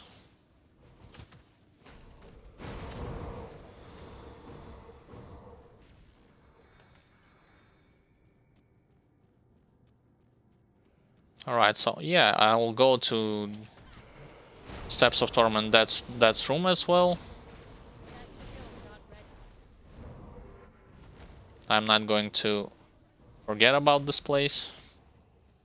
It's actually going to be easier when it comes to this character, just because you can stack up your totem preemptively, That like skill's this. not ready. So as soon as my second totem... Actually, no, let's aggro the first wave at least. Oh, no, not the... Well, this is actually unfortunate, because the snowball... Oh, guy who goes with the crossbow actually ran way back. So I need to once again put my turrets in terms of totems back online.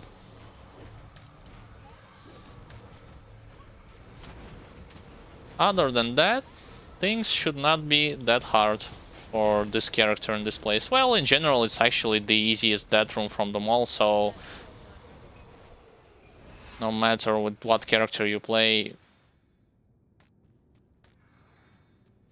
you should not have any problems in this place on all of the difficulties.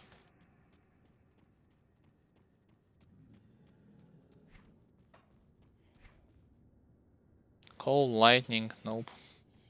Looking for vitality damage.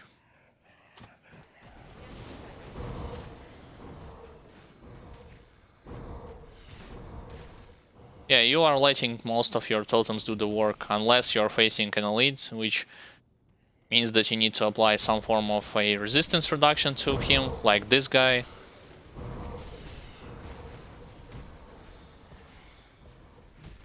Can't do that yet.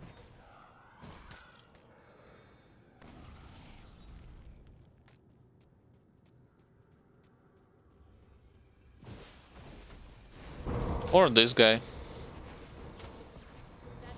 I was scared there for a second.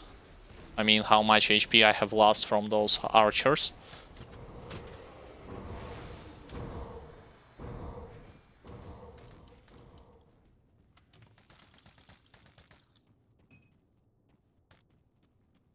Alright, let's continue to go further.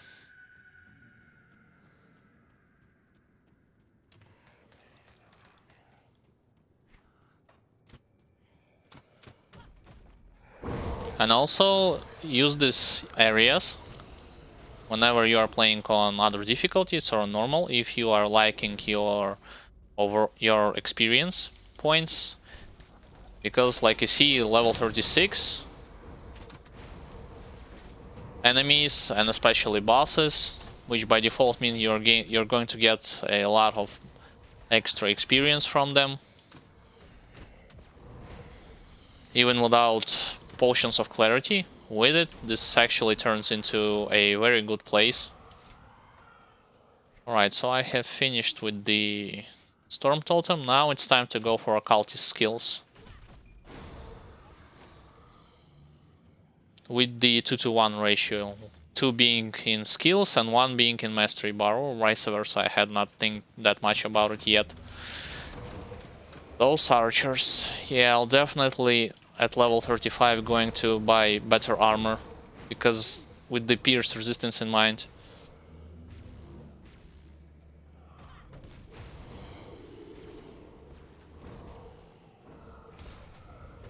Funny thing is how those archers hit more like than some of the bosses, as well as those big golems.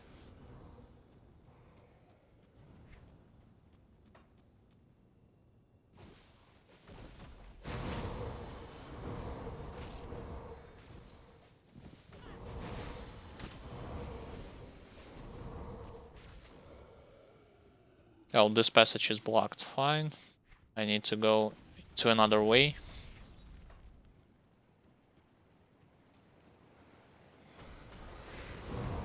Let's turn this point into our stronghold.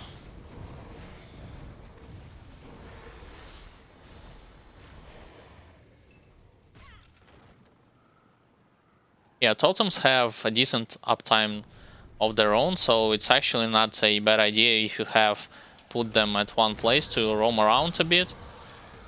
Especially if you do not foresee any of the dangerous encounters later on, and just click, open up some chests, click on some of those items, so on and so forth.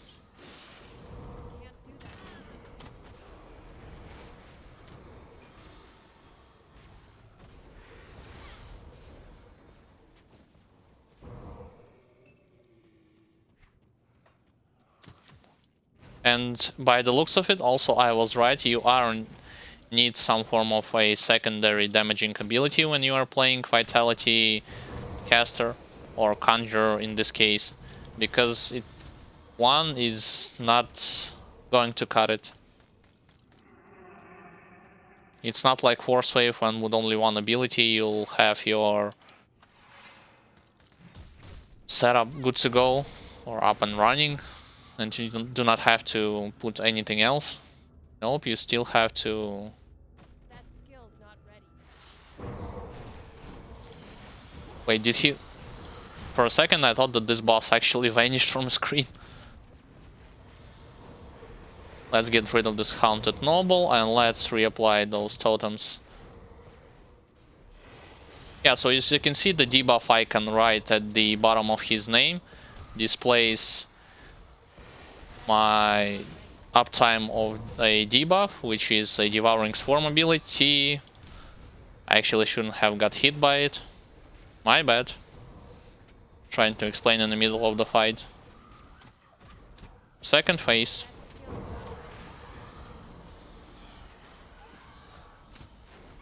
Yeah, second phase shouldn't be that hard to deal with, just because he usually goes for this spike attack, which is not that big of a deal.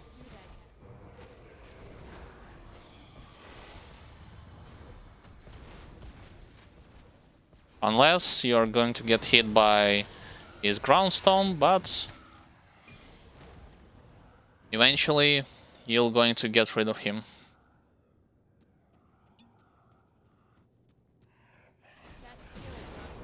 Yeah, so right after the Wendigo constellation, I'm going to pick up some form of a mana regen in terms of, in form of, not in terms of, in form of Lotus constellation.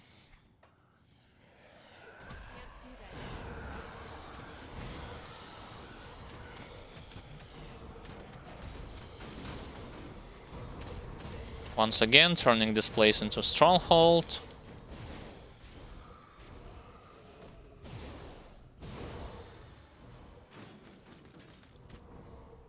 That skill's not ready.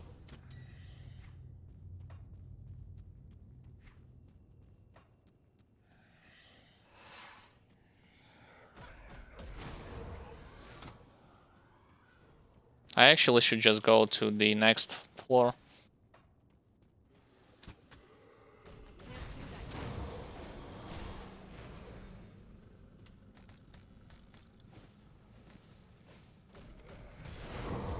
Previously, when I was trying to play with only Bloody Pox or Sigils, those golems were dying way more slower than expected. So right now with this totem, as well as Storm Totem, with the conversion from lightning to vitality damage, things are looking... That skill's not ready. Things are dying way fast. I mean, faster. Not instant, but faster.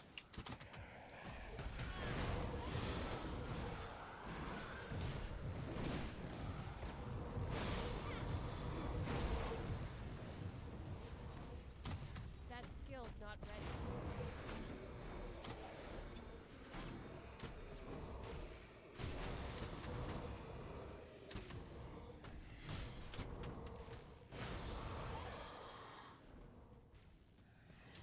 Let's go further.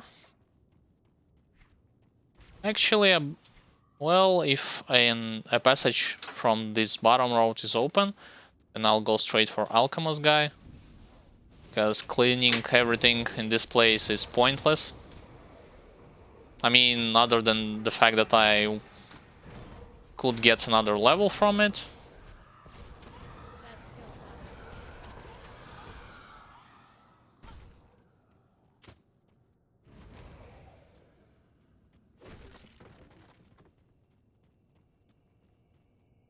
ready. Alright, let's check. That skill's not ready. Actually, that was weird. For a second I thought this passage was open. So I need to go utilize a longer road.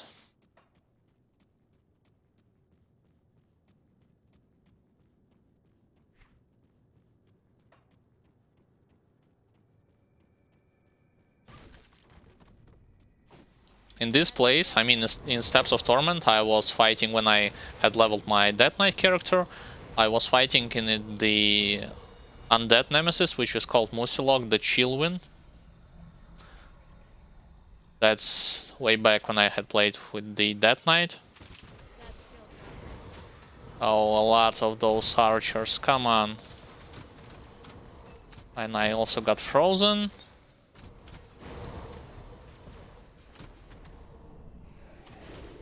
Okay, if you have your resistances not on the soft cap level, especially on the veteran, the game will punish you for it.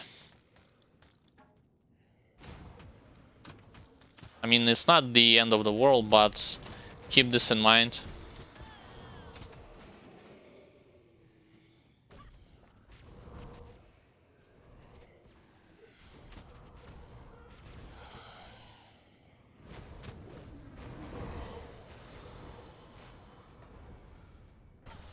That skill's not ready.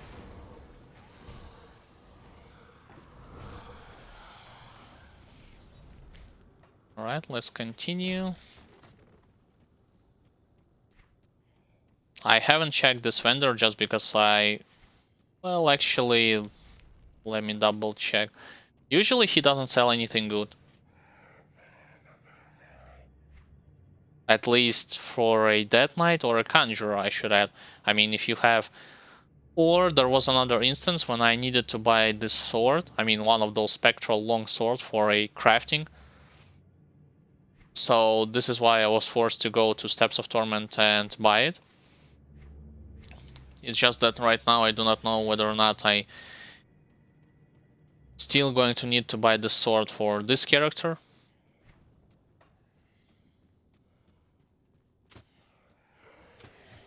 Can't do that.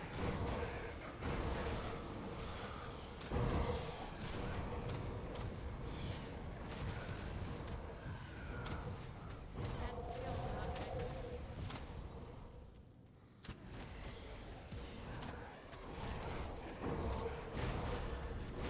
Alright, leveled up.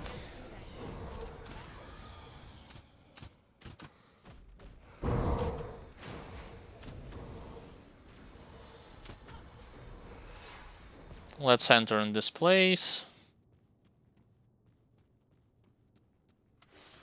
That skill's not ready.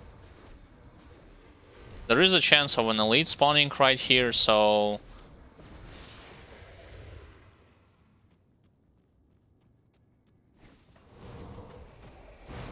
keep this in mind.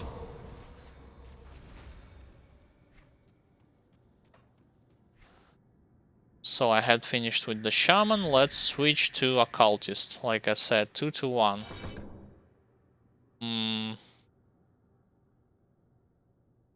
Curse of Frailty time?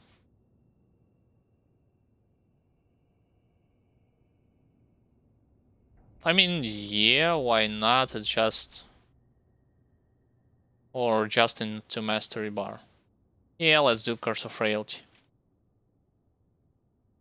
Put it right here, and this thing will go into the R button.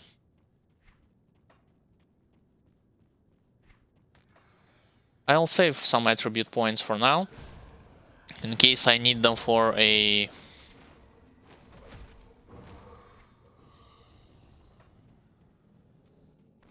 better jewelry, which requires in general spirit, high amount of spirit from you to wear.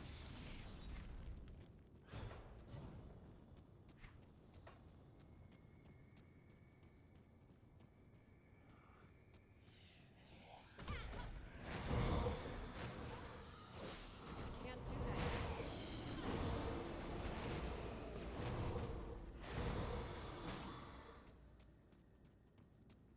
It's just Curse of Frailty without vulnerability doesn't...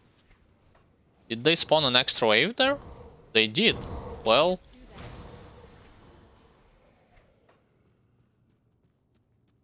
So without vulnerability, Curse of Frailty reduces the movement speed as well as physical resistance, but right now I am mostly interested in the vitality resistance.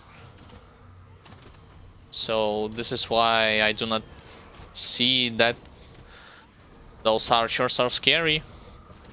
So this is why I haven't seen that much of a point to put anything into Curse of Frailty right now. My inventory is full. Yeah, inventory. So about this, let's turn off the auto pickup function and let's throw some stuff from my inventory that I'm not going to wear anytime soon, like those shields.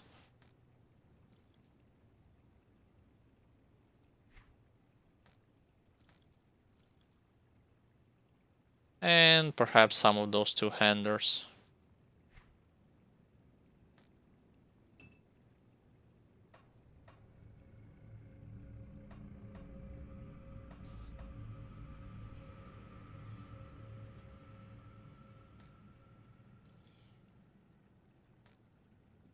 Fine, should be more than enough.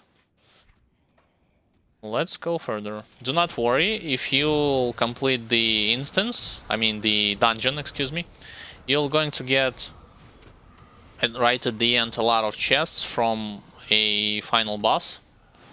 That skill's not And you're going to fill up your inventory back to full size in no time. Do not think that you are throwing your money just out of the water.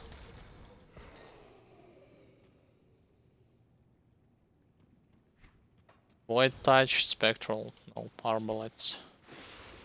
Can't do that. Alright, an elite. Yeah, so as you can see, my curse is up and running. Curse of Frailty, or right now it has been vanished.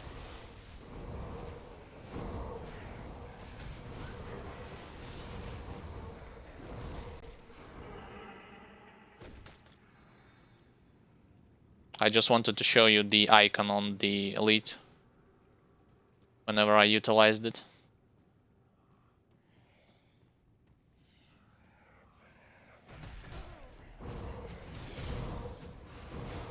Yeah, but the physical damage aspect, I mean physical defense, definitely the thing that I need to improve as fast as possible.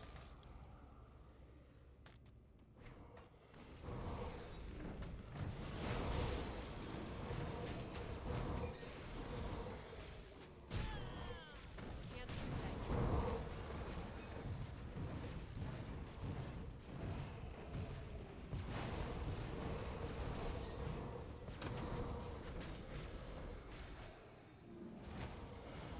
Alright, let's check the rest of this room. Yeah, those two lonely priests, they do not know what to do.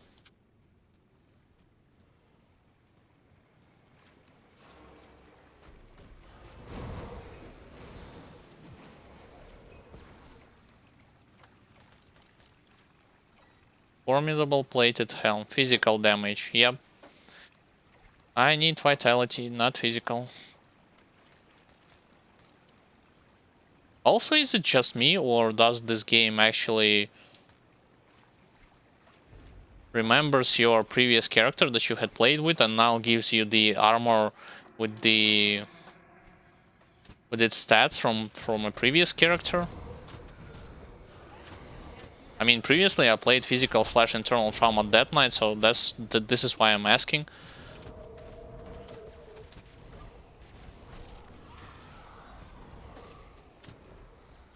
Oh, not again with this hammering sound. Excuse me in advance if you hear hammering sound from my neighbors. I mean, at this point they are doing their repair works for 2 weeks. That skill's not ready.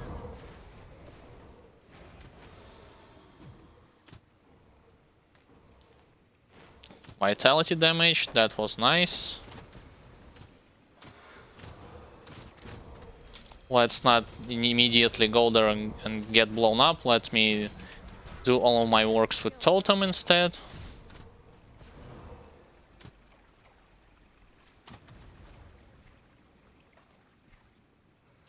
So I need to clear this room as well.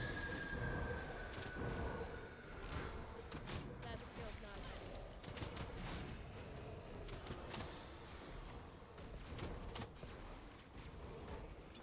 ready. My mana has run out. Can't do that. Haven't even checked it. That skill's not ready. Skill has not ready. So I need to check yet another area, which is, I believe, right there. Yep. This one. Can't do that. To open up a heroic chest. Piercing damage. Nope, thank you.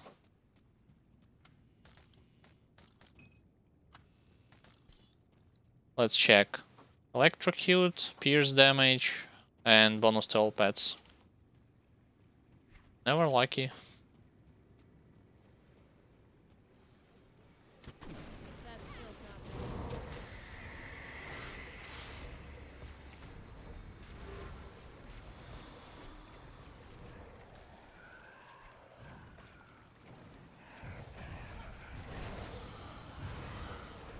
Yeah, can I aggro those skeletons towards my totem setup? Nope, I cannot. I need to reapply it right here.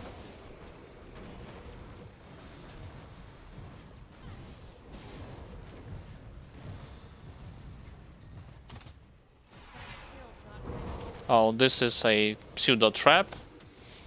I mean, there is a chance that you're going to face against 4 elites in this place, or at least 3 of them. But not this time. Can't do that.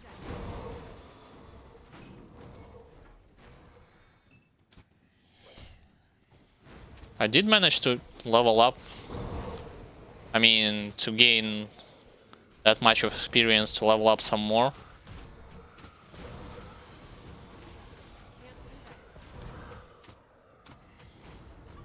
Yeah, like those archers. Alright, let's stop actually complaining about them. It's default is almost always going to be mine to not gather as much resistances as possible at this point. So I need to get rid of the Alchemist, which is this area's last boss. Let's go there.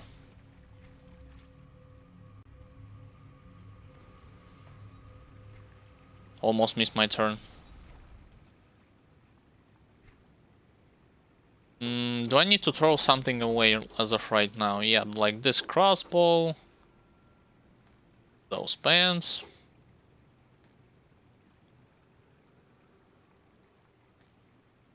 Fine. Alchemist time. Sadly, I did not brought an ointment against me against freezing effect.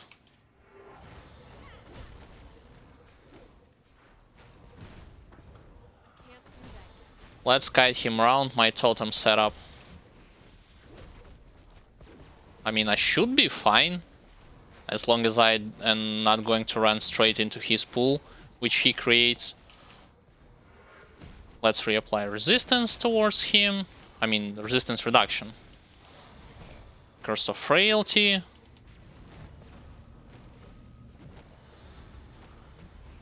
That skill's not ready. Curse, please. I got frozen. That's bad.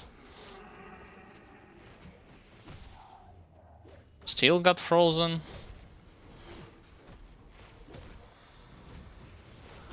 Totem. Can't do that yet. Yep. Alchemist has been defeated.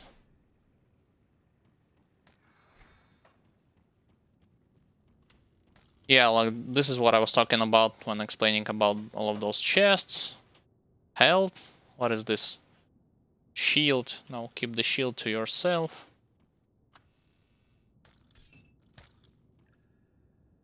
Physique. Level 46. Yeah, right. Something worth it? No, just once again a shield. Let's open this chest up.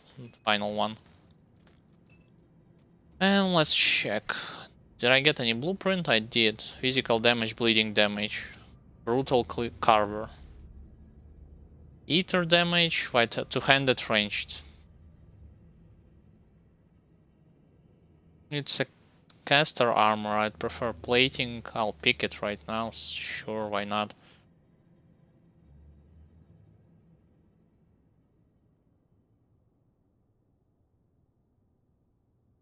Yeah, and perhaps... Actually, no, not those gloves. So the only thing to consider from all of his loot is just Can't carry anymore. one item. So, same deal. 2 points here and one more into curse. Now that Steps of Torment has been completed, I can safely move into the Smuggler's Pass. But first I'm going to sell some stuff. And check the faction vendors. I'll definitely need to check faction vendors at this time. Vitality resistance.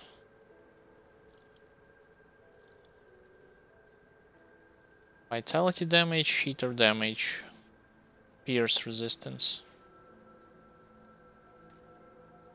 Yeah, perhaps instead of mine.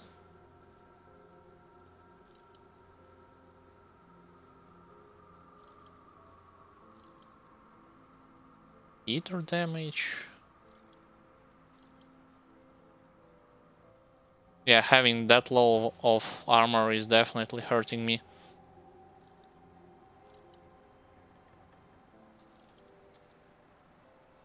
Level 36 vitality, chaos damage. I'll keep it for now.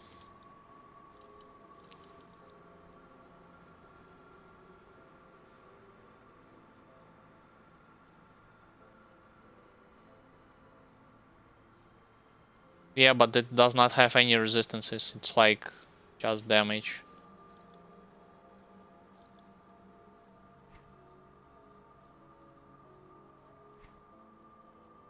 I'll sell this shield because I had same version for level 94, I believe.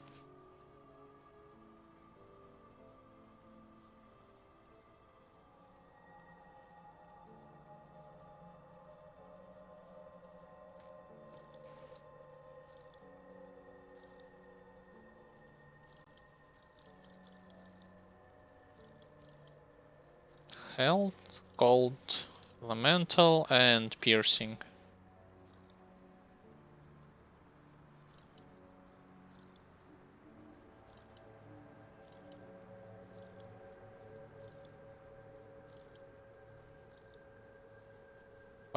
Vitality Eater damage, but it requires 368 spirit for me to wear it.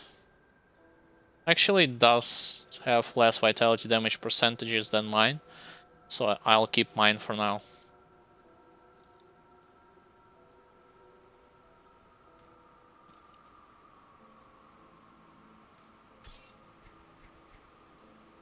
Put it to good use. So let's check vendors, and then I'll equip if Safe storage. No question. there's nothing for me to buy from them, then I'll equip this new item new armor that I have.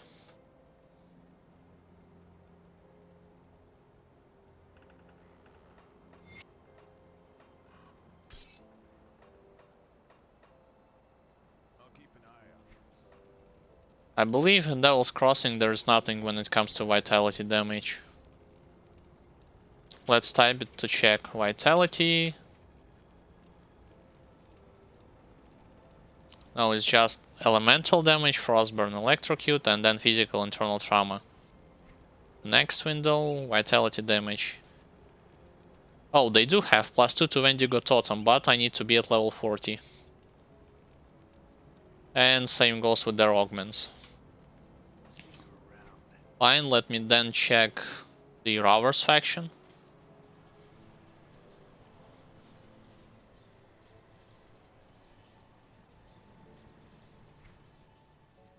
Not here, to the left. See anything you like? Let's check previous window. Window and type vitality. Damage. They do have something, so bonus to pets. No, thank you. Um. Hmm.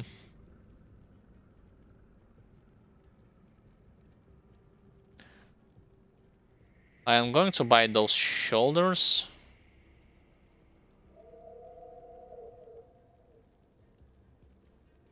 +1 skills to occultist. Acid, chaos, poison, and what about this one? Ether damage.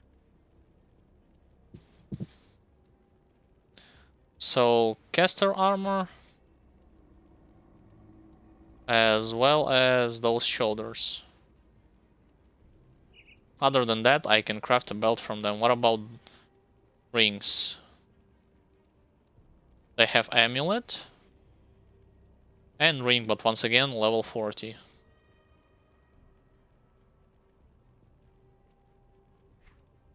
So I do need to craft this belt. I do need to buy those shoulders. Let's buy it. Do I need this armor?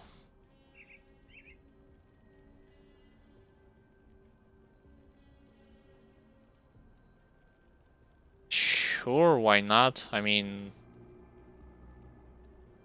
a bit better when it comes to damage. Yeah, whatever. So, most of the stuff when it comes to jewelry at level 40. Let's go change our new items. Tinkering is my specialty. Keep this add-on.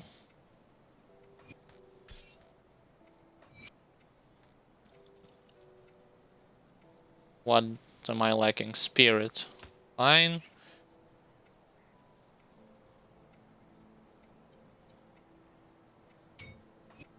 This add-on as well, and so those gloves I'll equip at next level 36. For now I can wear those ones. Just for a chance to get more resistances.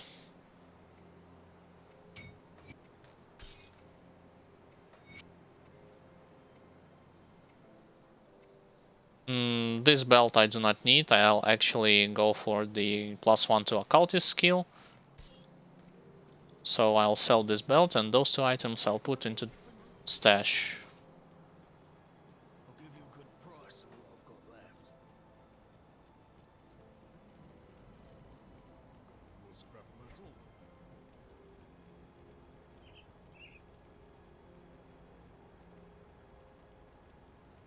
Rift Stone.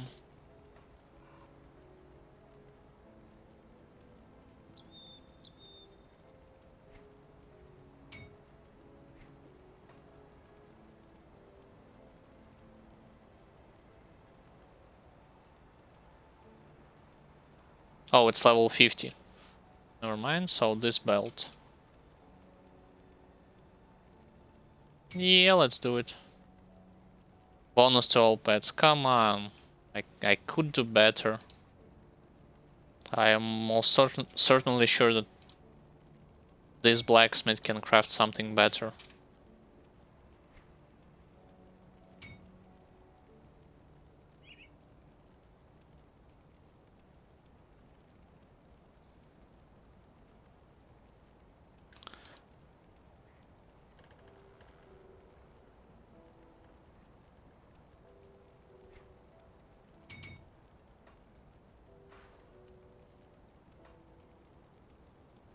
I can't do that yet.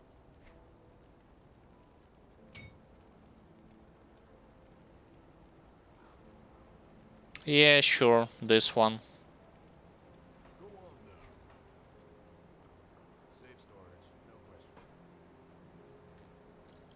Those gloves and this amulet.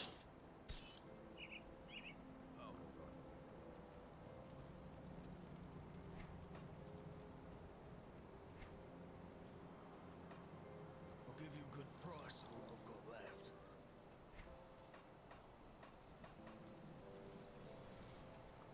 Need something broken down? Wait, what? Did I just sell this stuff? See anything you like? I did. Wow. Well spent. So much for paying attention.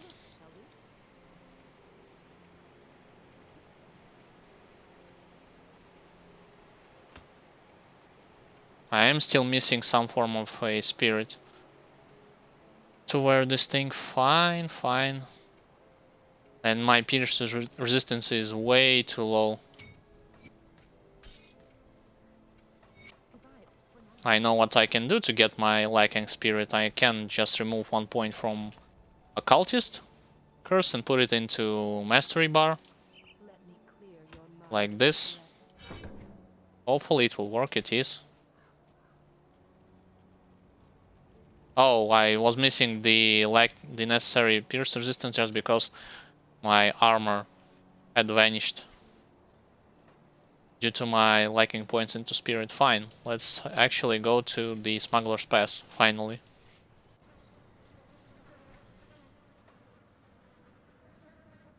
Alright, I already see an elite, which for some reason wasn't affected by my curse of frailty.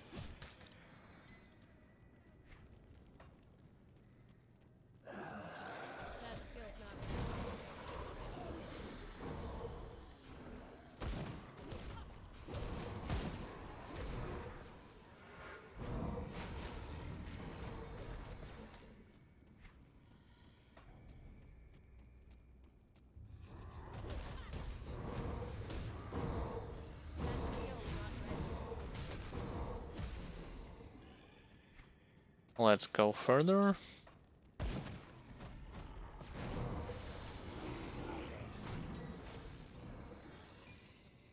I actually also should have crafted a relic for level 35, but I'm not going to do this right now on stream because it will take quite a lot of time to me moving back and forward my...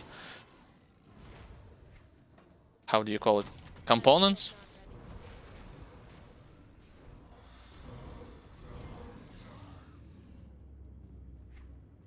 Let's actually cross this bridge.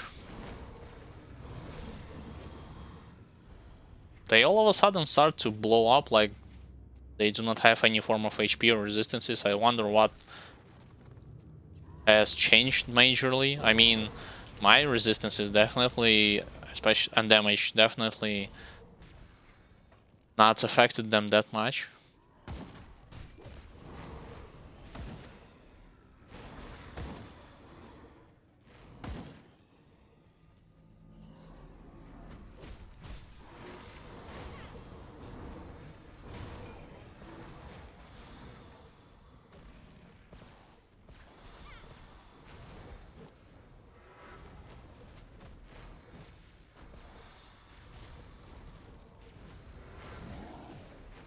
Can't do that yet. Yeah, like I was saying, all of a sudden my... well, it could... my new items could have played a bigger role in it, but I doubted that those That skill's not changes will help me significantly in Fine Barons. I mean, I'll still have to find a way to improve my physical resistance.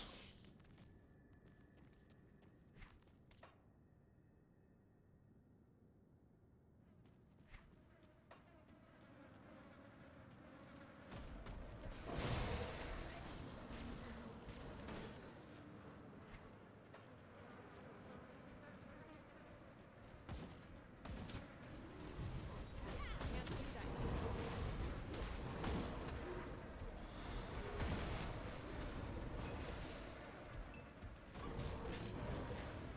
yet. Yeah, so much for them.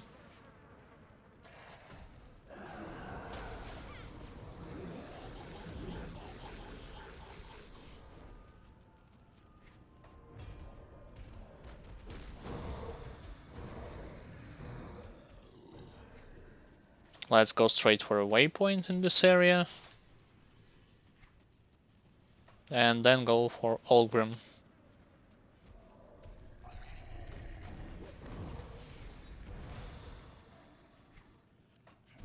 That skill's not ready.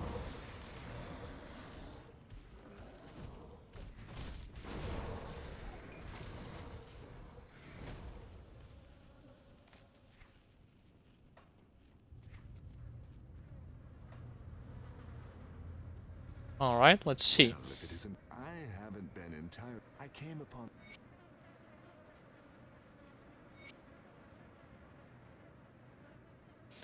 So, have accepted his quest, and... yep, I'll go into the Mountain Deeps next. The Mountain Deep territory. But, when it comes to this stream, for now, this is going to be it. I would like to thank everyone, whether you had watched from the beginning or tuned in not that long time ago. Nevertheless, welcome for watching, welcome. Also, thank you for engagement in a process if you type something in chat or just witnessed my gameplay and listened to my informative commentary. Nonetheless, thank you. Also, if you like the Grimton content as well as analytical stuff that I'm providing, consider subscribing either to my Twitch channel or to my YouTube channel. It also helps me, and as well motivates me to continue growing, improving with some stuff, as well as editing content, the video that I'm currently working on right now. And from my point of view, it also shows mutual respect from both sides, like me presenting you content and you clicking follow, like or subscribe, whatever the case from you will be. Nonetheless, once again, thank you, and I'll see you all on my next stream. Take care, guys.